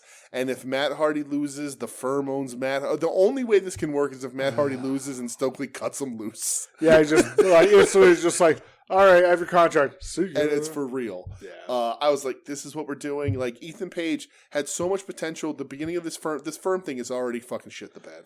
Yeah, well, how about Ethan Page was in an interview talking about he was agenting matches. Really? Yeah. He was on the headset and everything. He goes, I want to be the person that's employed by AEW the longest. Okay. So he's already like, hey, what else can I do here? Yeah. You know? All right. And it's smart. Very but smart. if you're agenting, they're going to pull you from matches, from wrestling. But yeah. I think the firm is already a little dead in the water. Yeah. I think MJF coming out that first night and be like, oh, no, they're not with me. I just hired them. They're fucking dead in the water, which sucks. Because they haven't done anything. Stokely and Page coming out having actual programs and matches and talking with people would have been great. Ain't fucking working. No. And Ethan Page versus Matt Hardy ain't the way to start it. Literally does zero for does me. Fucking nothing. Does nothing for Absolutely me, brother. Nothing. Factory versus Ward Joe. Yeah. A squash in the right way to do it. The only thing that I love is seeing Samoa Joe. Right. But I don't need the Factory on my TV. No. I don't get it. Nope. I don't think anybody really likes it. But I mean, it's a squash, so whatever. And then FTR makes the save. Yep. And then out comes, because out came the Embassy. Right. Out came FTR to like a godlike pop. Yeah, right. And then who came out next, pal? Oh, was this when this happened? Uh-huh. No, was this when this happened? Yeah. I don't even have a note about it. 10. Yeah. 10. So the Pinnacle, 10. Jan Spears, he's calling himself the Pinnacle, I guess. Jan Spears came out. Listen, this is an immediate fast forward. This is a guy who brings nothing to the wrestling business. This is a guy who I've never seen have a good match. This is a guy who is boring as shit, was a Cody Rhodes friend hire, who is going to do nothing but be the middle of your card and the lower end of whatever match you put him in. I do not see a single goddamn thing in Jan Spears that's a positive. And I saw a lot of people on Twitter freaking out. Yeah. A lot of people going, oh my God, I can't believe he's back. The 10-man's here.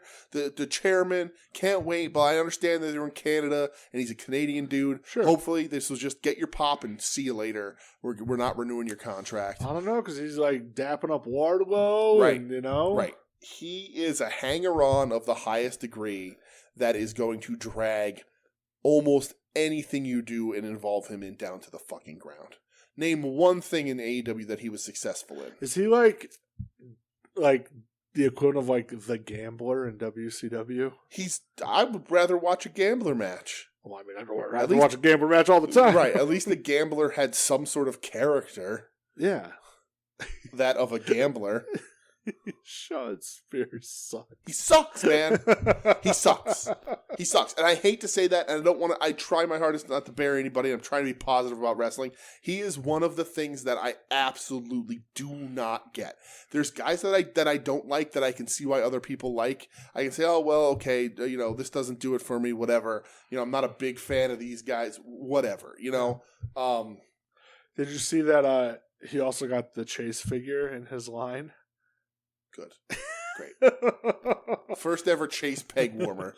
People are going to be flipping that thing for $34. Remember how you got me a real cool Chase figure for my birthday? I do. Yeah. You want me to get you that one too? No, I was going to say Merry Christmas. Oh, pal. Yeah, right. Go ahead. It's a waste of fucking money. You will kick me out of your house. I will. I'll co-host this with my fucking dog from here on. Yeah, I just don't get it, man. If you like him, more power to you. There's plenty of people I don't like that I can see why I can get why other people do. But like for the fucking life of me, I do not see a single thing that fucking Jan Spears has that people want to watch. Right. I don't get it. Hashtag Jan Spears. I will never get it. When he comes out, I literally, my phone, Thor and his hammer. When Jan Spears comes on my fucking TV, I just open my hand and my phone's in it magically. Yeah. From across the room. It just flies. And I'm just like, oh, hey, buddy. Nice to see you. And then I'm like, oh, well, we got 8-minute segment? Cool. 2 commercial breaks? Awesome. And I'm just like, whatever. Oh, look at that. Fucking Keeper Russo looks really good. How happy you're about him. Right. Oh, man. So next was Swerve Strickland versus Daddy Ass. Sure was. Daddy Ass, super over. Listen, this Billy Gunn kid, he keeps this up. Yeah. He's going to have a future. I like that he teased to show his butthole on national television. That was his taunt. It's like the 30th anniversary or whatever of WrestleMania 2000, and that was his taunt where they blur out his butthole. So also on Raw we didn't talk about was the DX reunion. I watched that. That was the main event of Raw that I watched. I didn't watch it. It's boring as shit, man. Yeah. They didn't do anything. It was the main event of the show. They fucking came out. Yeah, just Triple H did Billy Gunn's part. Jerked off. Right. And then left. So like Waltman, Waltman, I will always say it was good to see Waltman. I'm glad he gets TV time. Give him a fucking run. Maybe his legs are a little too skinny now. Yeah. He's just a shout out to China. Yeah. Commentary says that Billy Gunn can't be here because he's doing something with office supplies. Yeah, it was just funny. I didn't like the announce team on Raw. I didn't dig that. Apparently, I don't know if this was whatever, but Shawn Michaels threw up the scissor. Threw up the scissor. But otherwise, it's just Billy Gunn, or it's fucking Road Dogg doing, ladies and gentlemen, boys and girls, children of all ages. Yeah. Which I used to love, but I'm not 14 anymore. I would still love to watch that old DX VHS tape. Well, that from back in the day. That's different. But to me, Prime DX is Billy and Road Dogg and X-Pac. Like the first with Sean, and I like Sean Hunter and Rick Rude, but I like it better when more than once you're playing with it, Billy. Look, I'm the producer now. But come on, I was up all night. And I love the Slaughter stuff, but I like with Billy and stuff. But Road Dogg does his thing, and then Hunter does the and if you're not doing whatever. I saw that they came out through glow sticks to the crowd. Yeah. Right. I don't know. They rode the tank thinger. They keep 25 years of DX or whatever. It's like, no, it's 25 years since DX. Not 25 years of means, you never left. Minoru Suzuki can say 35 years of Minoru Suzuki because he never fucking left. Yeah. Find me a band that, Iron Maiden can say 50 years of Iron Maiden because they've never left. They never left. DX stopped being a thing, so it's 25 years since DX. Yeah. But You know, yeah, but they're also doing a fucking 25 years of Kane fucking special coming up or whatever. Goody. So, whatever. So Swerve got the win. Yes. Billy looked good, man. Billy looked real good. We all know Swerve was going to beat him. Yeah. Swerve managed to not look extra tiny next to the monolith of human being that is Billy Gunn. He's a massive that diet that Billy Gunn, I gotta figure out what grains he eats. What vegetables he's powering through at 59 years old. You can get some gunpowder. Yeah, right. That's his fucking supplement. Oh yeah, that's awesome. Yep. I like that. I like that before the Famouser, he fucking scissored himself instead of doing the suck it. Yep. I like Billy so much, man. Billy, I like watching Billy wrestle. I always have. We always talk about it. Billy has a fucking Hasbro. He has a Hasbro. Billy is a guy who was Billy and Road Dogg. I love the New Age Outlaws when in their prime. One of the shirts I wanted the most when I was a kid was.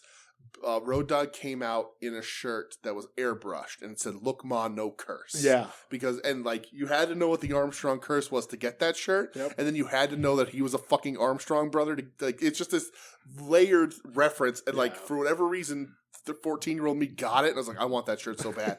I love the New Age Outlaws. I love Billy, but you are not lower in the wrestling business than Road Dogg and Billy were as Rockabilly and the Roadie. It's fact. To then become as high as you were in the wrestling business as the New Age Outlaws. Yeah. It rarely fucking happens. You do not recover. Especially a guy like Billy, who was how long into his WWE career before that fucking happened? And they were over. Smoking Guns were over. Smoking Guns were a big team. Him and Road Dogg are remarkable talents in that regard, and the fact that Billy is still competing the way he is at the level he is amazing, and he's putting guys over like Swerve like he should. I like this match, and nothing special, but I like this match. I like watching Billy wrestle, and I will say Billy Gunn is the poster child for the saying that I adapt for pro wrestling is the answer isn't less drugs, it's more drugs, and give them to the right fucking people. Damn right. And then you had Marky come out afterwards saying he now owns Scissor Me. So we're doing loved this. We're doing the Acclaim versus Tony Nese and Josh Woods, huh? Yeah. So I like this, and I know I was just complaining about Nese and Josh Woods, but I think this is the right way to do a story.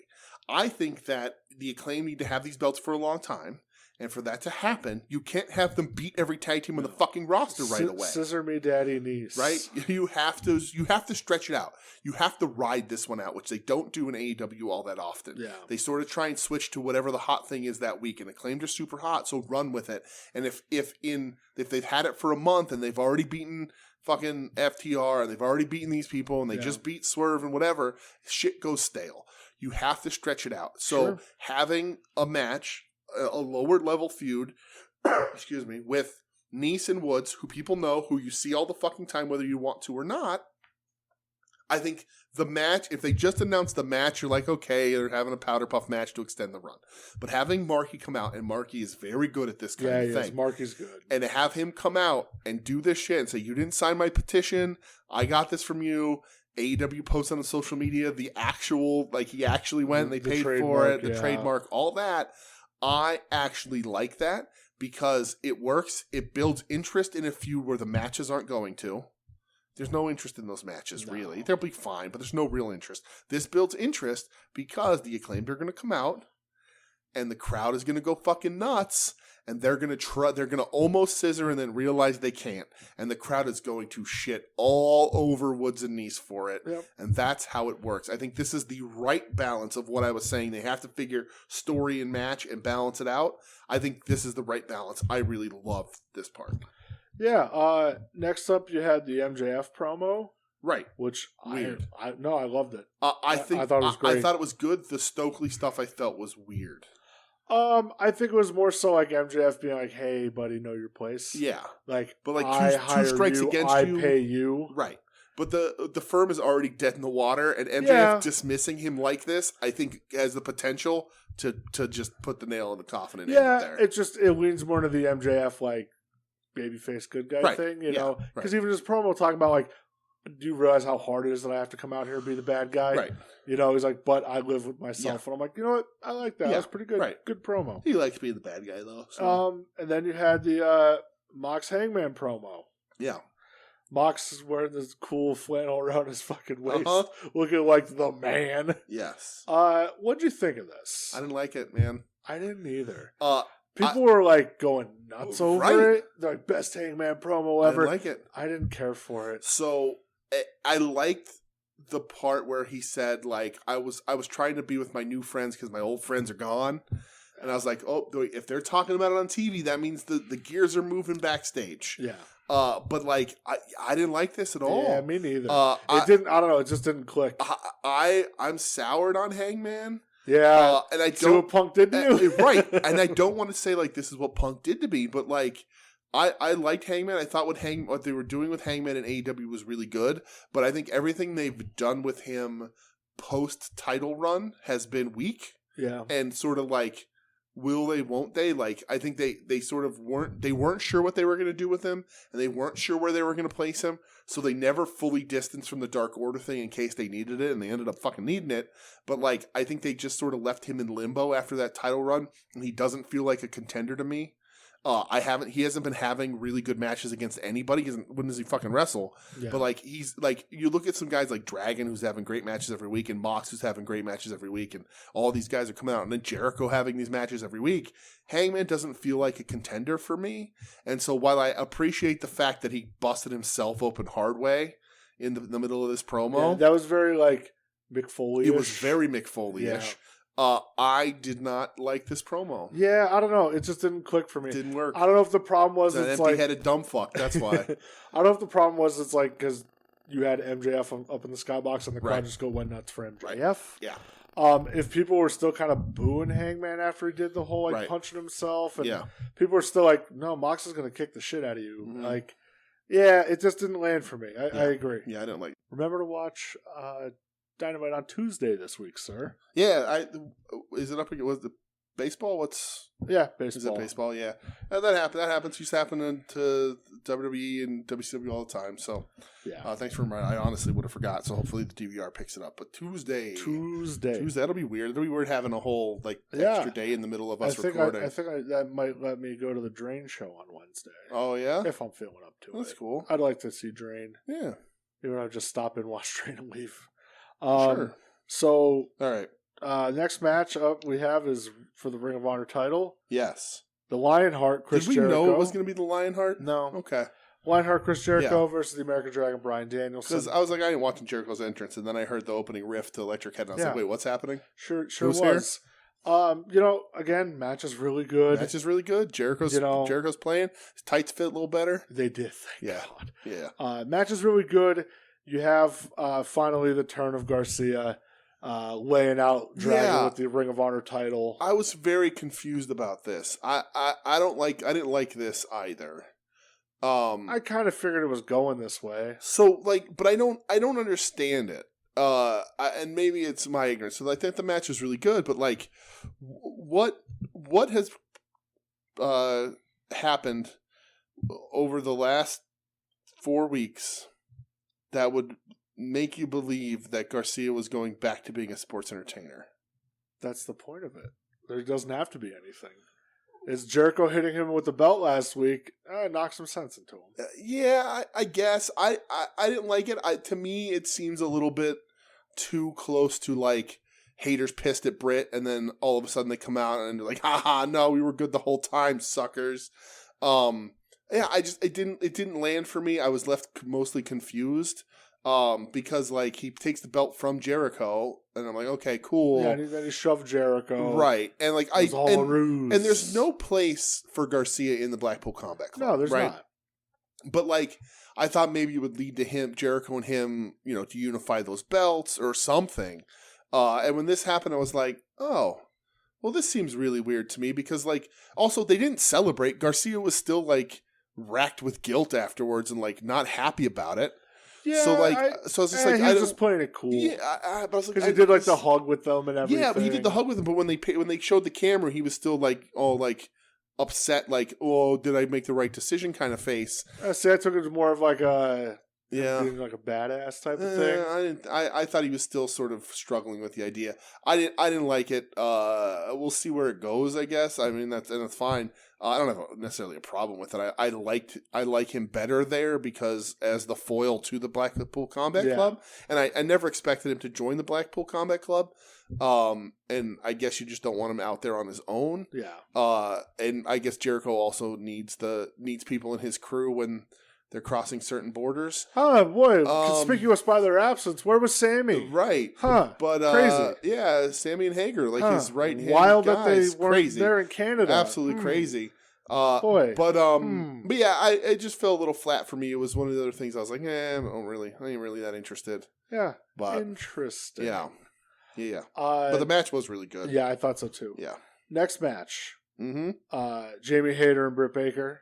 Well, so no, again, you're skipping another thing. You're skipping another setup here.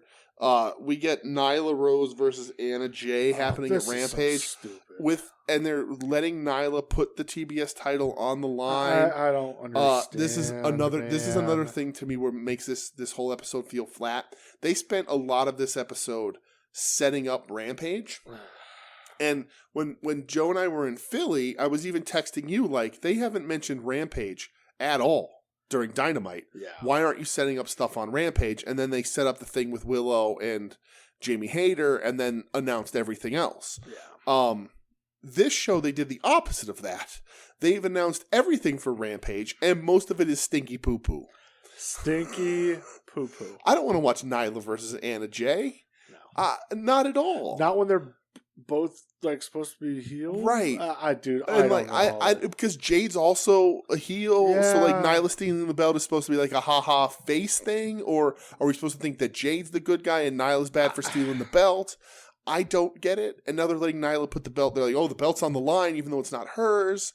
And like this should just be Nyla should come out to the ramp for the match. Jay should run and kick her, take the belt, and leave. Yeah. And then no match. That should be it. I do not live in a world where Nyla Rose versus Anna Jay is going to be a good match. I like Nyla. We talk about that all the time. I think they finally did the right thing with Nyla and took her off fucking TV for a while. Yeah. And so, like, when she came back, like, I think the fucking Vicky Guerrero thing is unfucking needed. I think Marina Shafir is a bad fucking deal. She is a problem. You're right. But, like, I don't mind seeing Nyla. I like Nyla. She's always going to be a player, and I think she should be. And they finally took her off TV, which we've talked about forever. But bringing her back on TV, putting her in this weird thing, like, and Jade's already beat her, like, more than once, I'm pretty sure. Yeah. And then doing this, and then the first opponent you have for her is Anna Jay. I'm not fucking interested. Yeah, it's weird. I'm not interested. Yeah. I'm sorry, but I'm not. Yeah. So, yeah, Jamie Hayter and Britt Baker versus Toni Storm and Hikaru Shida. As somebody online called them the team of Shitastorm. I called them Shitastorm on our account. No, Shitastorm. Shitastorm, right. But yes. The match was good, man. Yeah. I'm happy to see Shida getting the win. I love the end sequence. I thought this match was really good. Jamie Hayter might have been height of powers here last night. She's got the Brit matching gear. Yeah. This match is interesting because this is what I was talking about earlier in the show, in that when you roll out a match that has these four people in it, you're like, whew, this women's division is fucking good. Yeah, like, four pillars of your women division right here. Look how good this match is. Like, it's a really good tag match. You got a lot of great people in it. The crowd is behind who they're supposed to be behind. Yep. Toni Storm and Shida are super over. Yeah. Toni Storm, that was great gear on Toni Storm too. Toni looked great last night. Hayter and Britt is like this great team, this perennial team. I'm like, this division looks so strong when this match is happening. And then I'm like, but separate all those people out and pair them up with one other wrestler that's not in this match. Yeah, that's weird. Give me 4 matches out of these four women against someone who's not in this match, and you can't do it. Yeah, it doesn't fucking exist. Yep. So it's like tricking you a little bit. But this match was really good. Yeah, I thought it was awesome. Yeah. Shida getting the pin on Britt. Yeah, I like that. Awesome. Love that. Great stuff. But there's a weird thing about Shida that I saw. I swear to God, on her Chiron, it said she was 49, only had 49 wins in AEW. She had that whole celebration about her 50th, didn't she? When she was feuding with Deeb? Oh, I don't remember. I thought it was just about her having like a year. It was her. It was 49 wins this year, maybe. Maybe I don't know. Maybe, but it was like it was to her 50th. Yeah, win. I kind of remember that. Remember that? That was the whole. And she was getting the little plaque. Yeah. And Deeb was like, "Why are you giving her something?" And whatever. I was confused, but whatever. I thought this match was really good. I did too. Yeah. Main event. Oh, brother. All Atlantic Championship. The champ Pac. The challenger.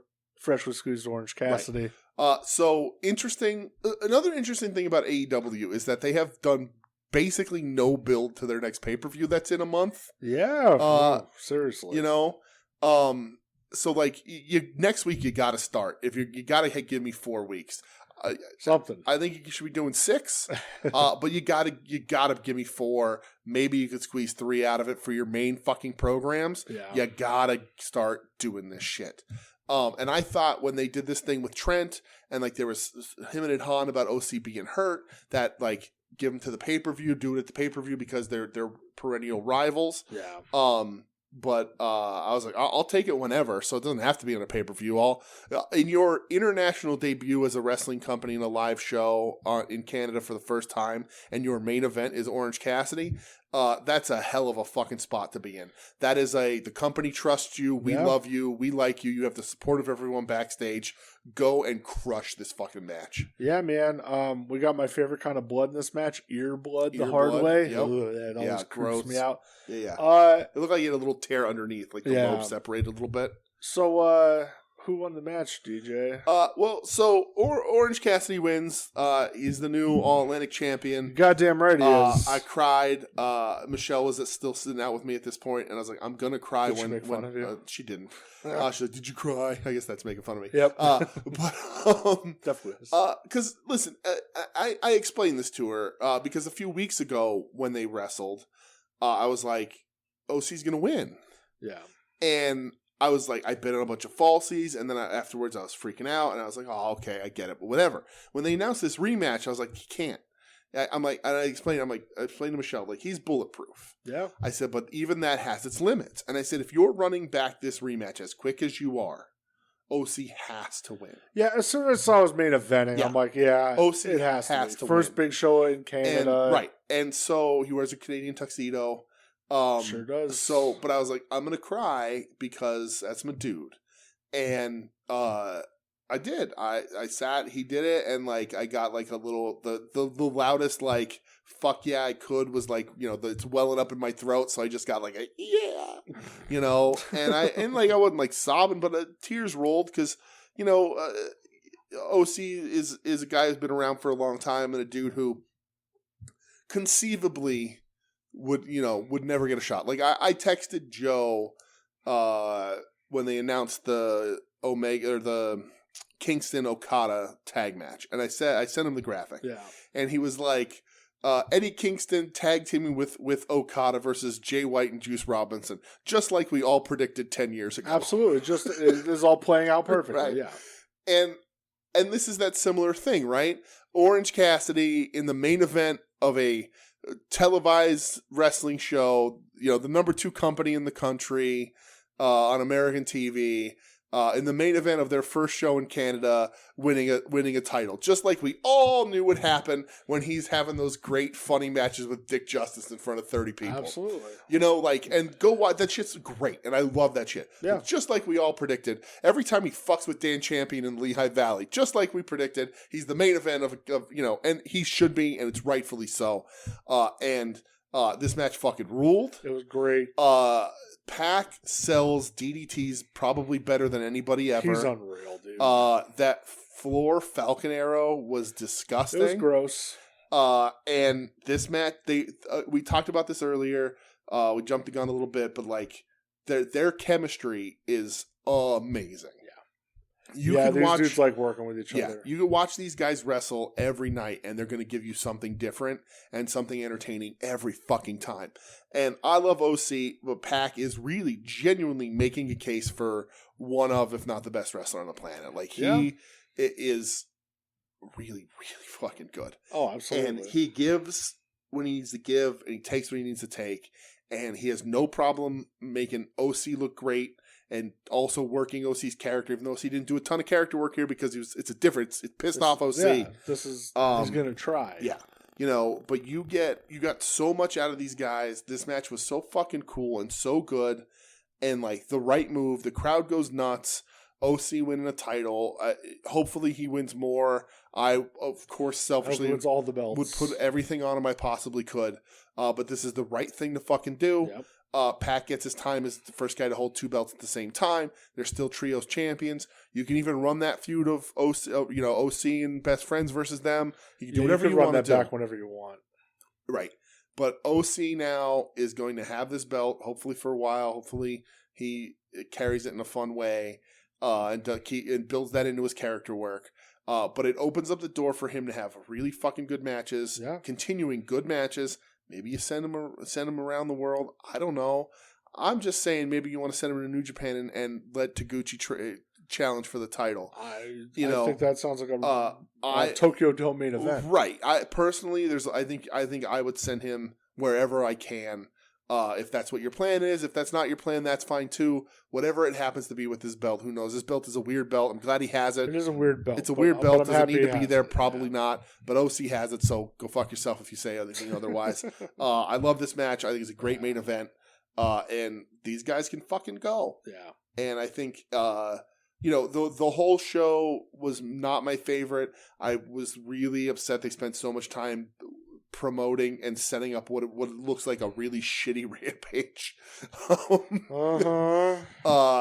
And some of the choices they made I don't exactly like, but at the end of the day, when I'm done with wrestling for the night and I change the channel or I go to bed or I leave the arena, I'm leaving that arena. I'm pulling the blankets up over my body up to my chin because I'm afraid of monsters.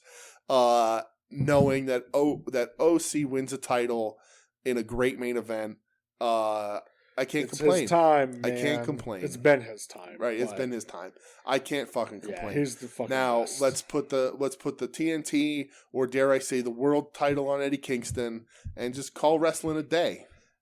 Wrestling finished. That's it. What else is there to do? I thought. What about Danielson Taguchi? Is that still the ultimate end goal? It is the ultimate end game, but I'll make some concessions. Right. I'll get done with that. If you get I'll give you a new one here. All right. Eddie Kingston and his new tag team partner and best friend Okada, the new Mega Powers, if you will. Okada wins that title off of Jay White at Wrestle Kingdom. Eddie Kingston wins the AEW belt at some point, and they come out to celebrate with each other. Tag partners. They hug in the middle of the ring. WrestleMania 20 all over. Best friends, and then they decide belt versus belt, strap for strap. Okada versus Kingston at Dominion. And then wrestling ends. Wrestling's over. Right. I'm fine with that ending that way. I'm totally fine. Eddie Kingston, champion of New Japan and AEW, dare I say, champion of the world. Champion of my heart. There it is. I'm with that. What else do you need? Nothing. Literally nothing. Exactly. That was Tony it. Khan, I'll talk to you about it next week when you're on the show, pal. I promise you only softball questions that you'll be glad to answer.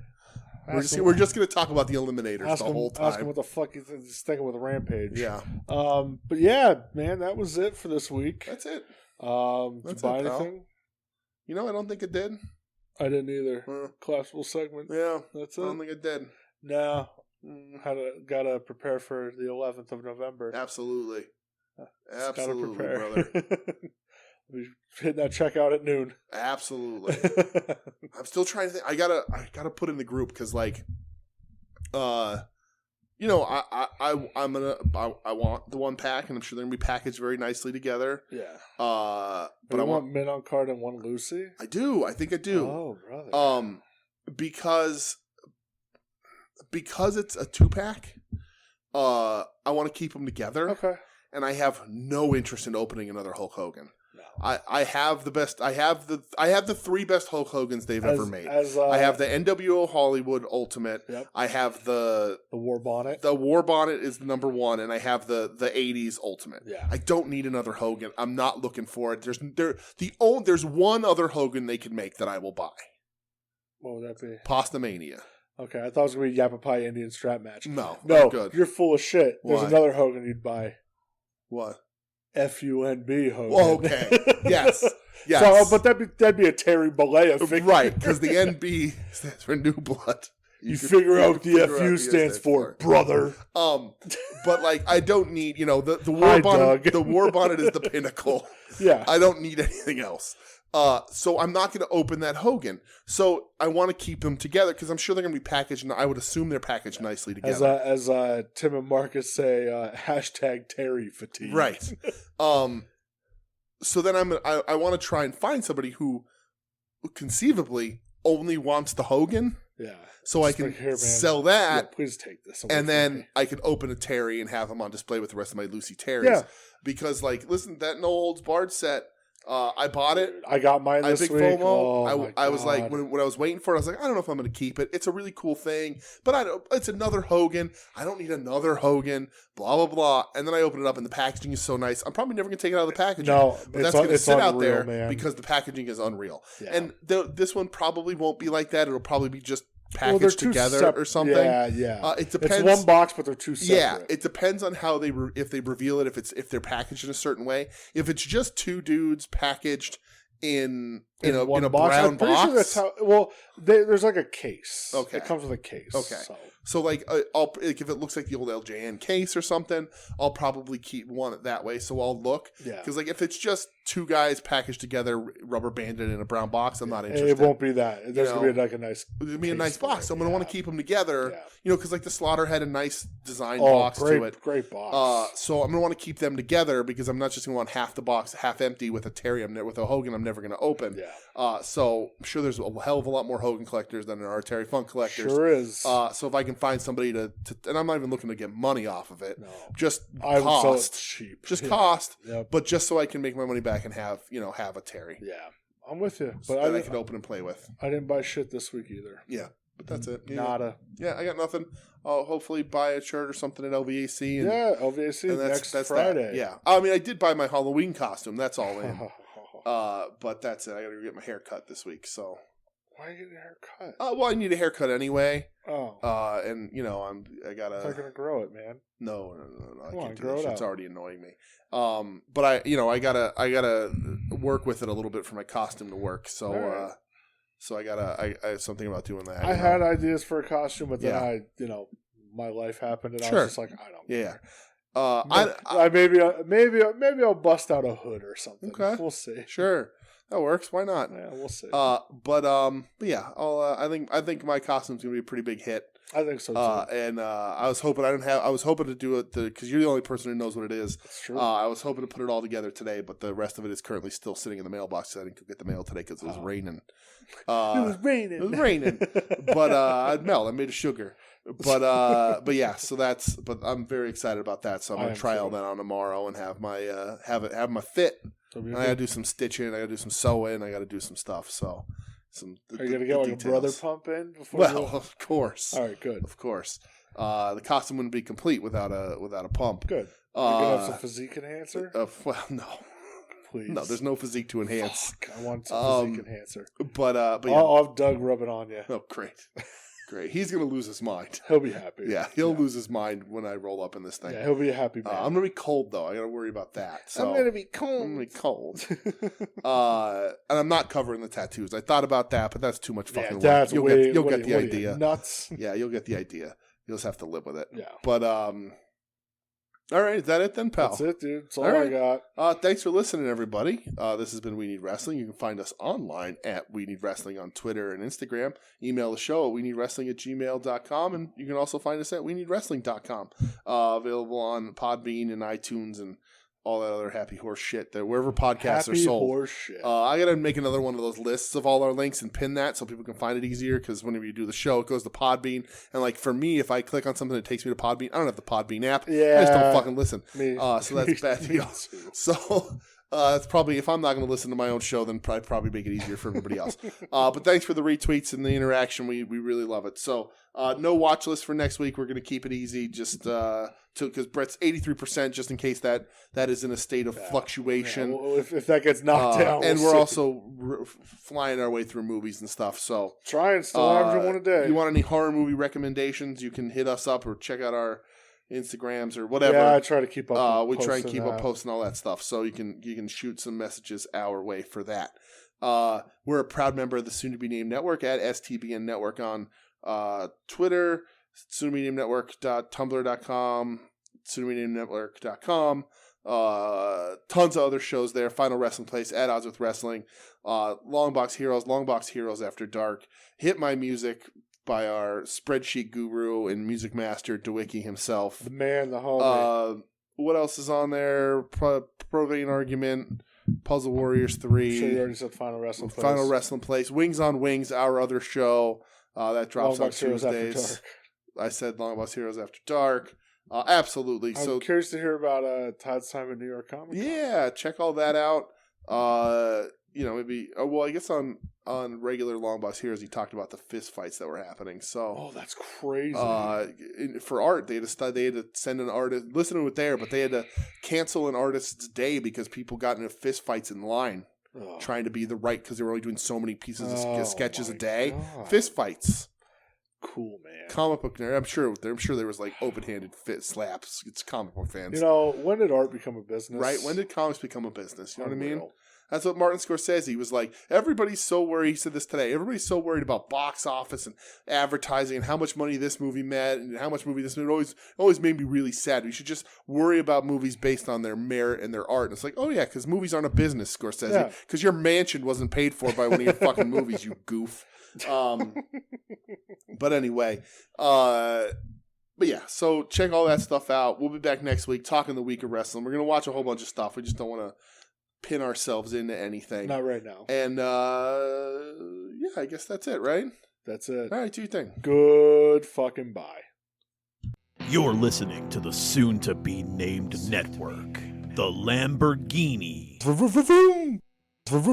of podcast networks.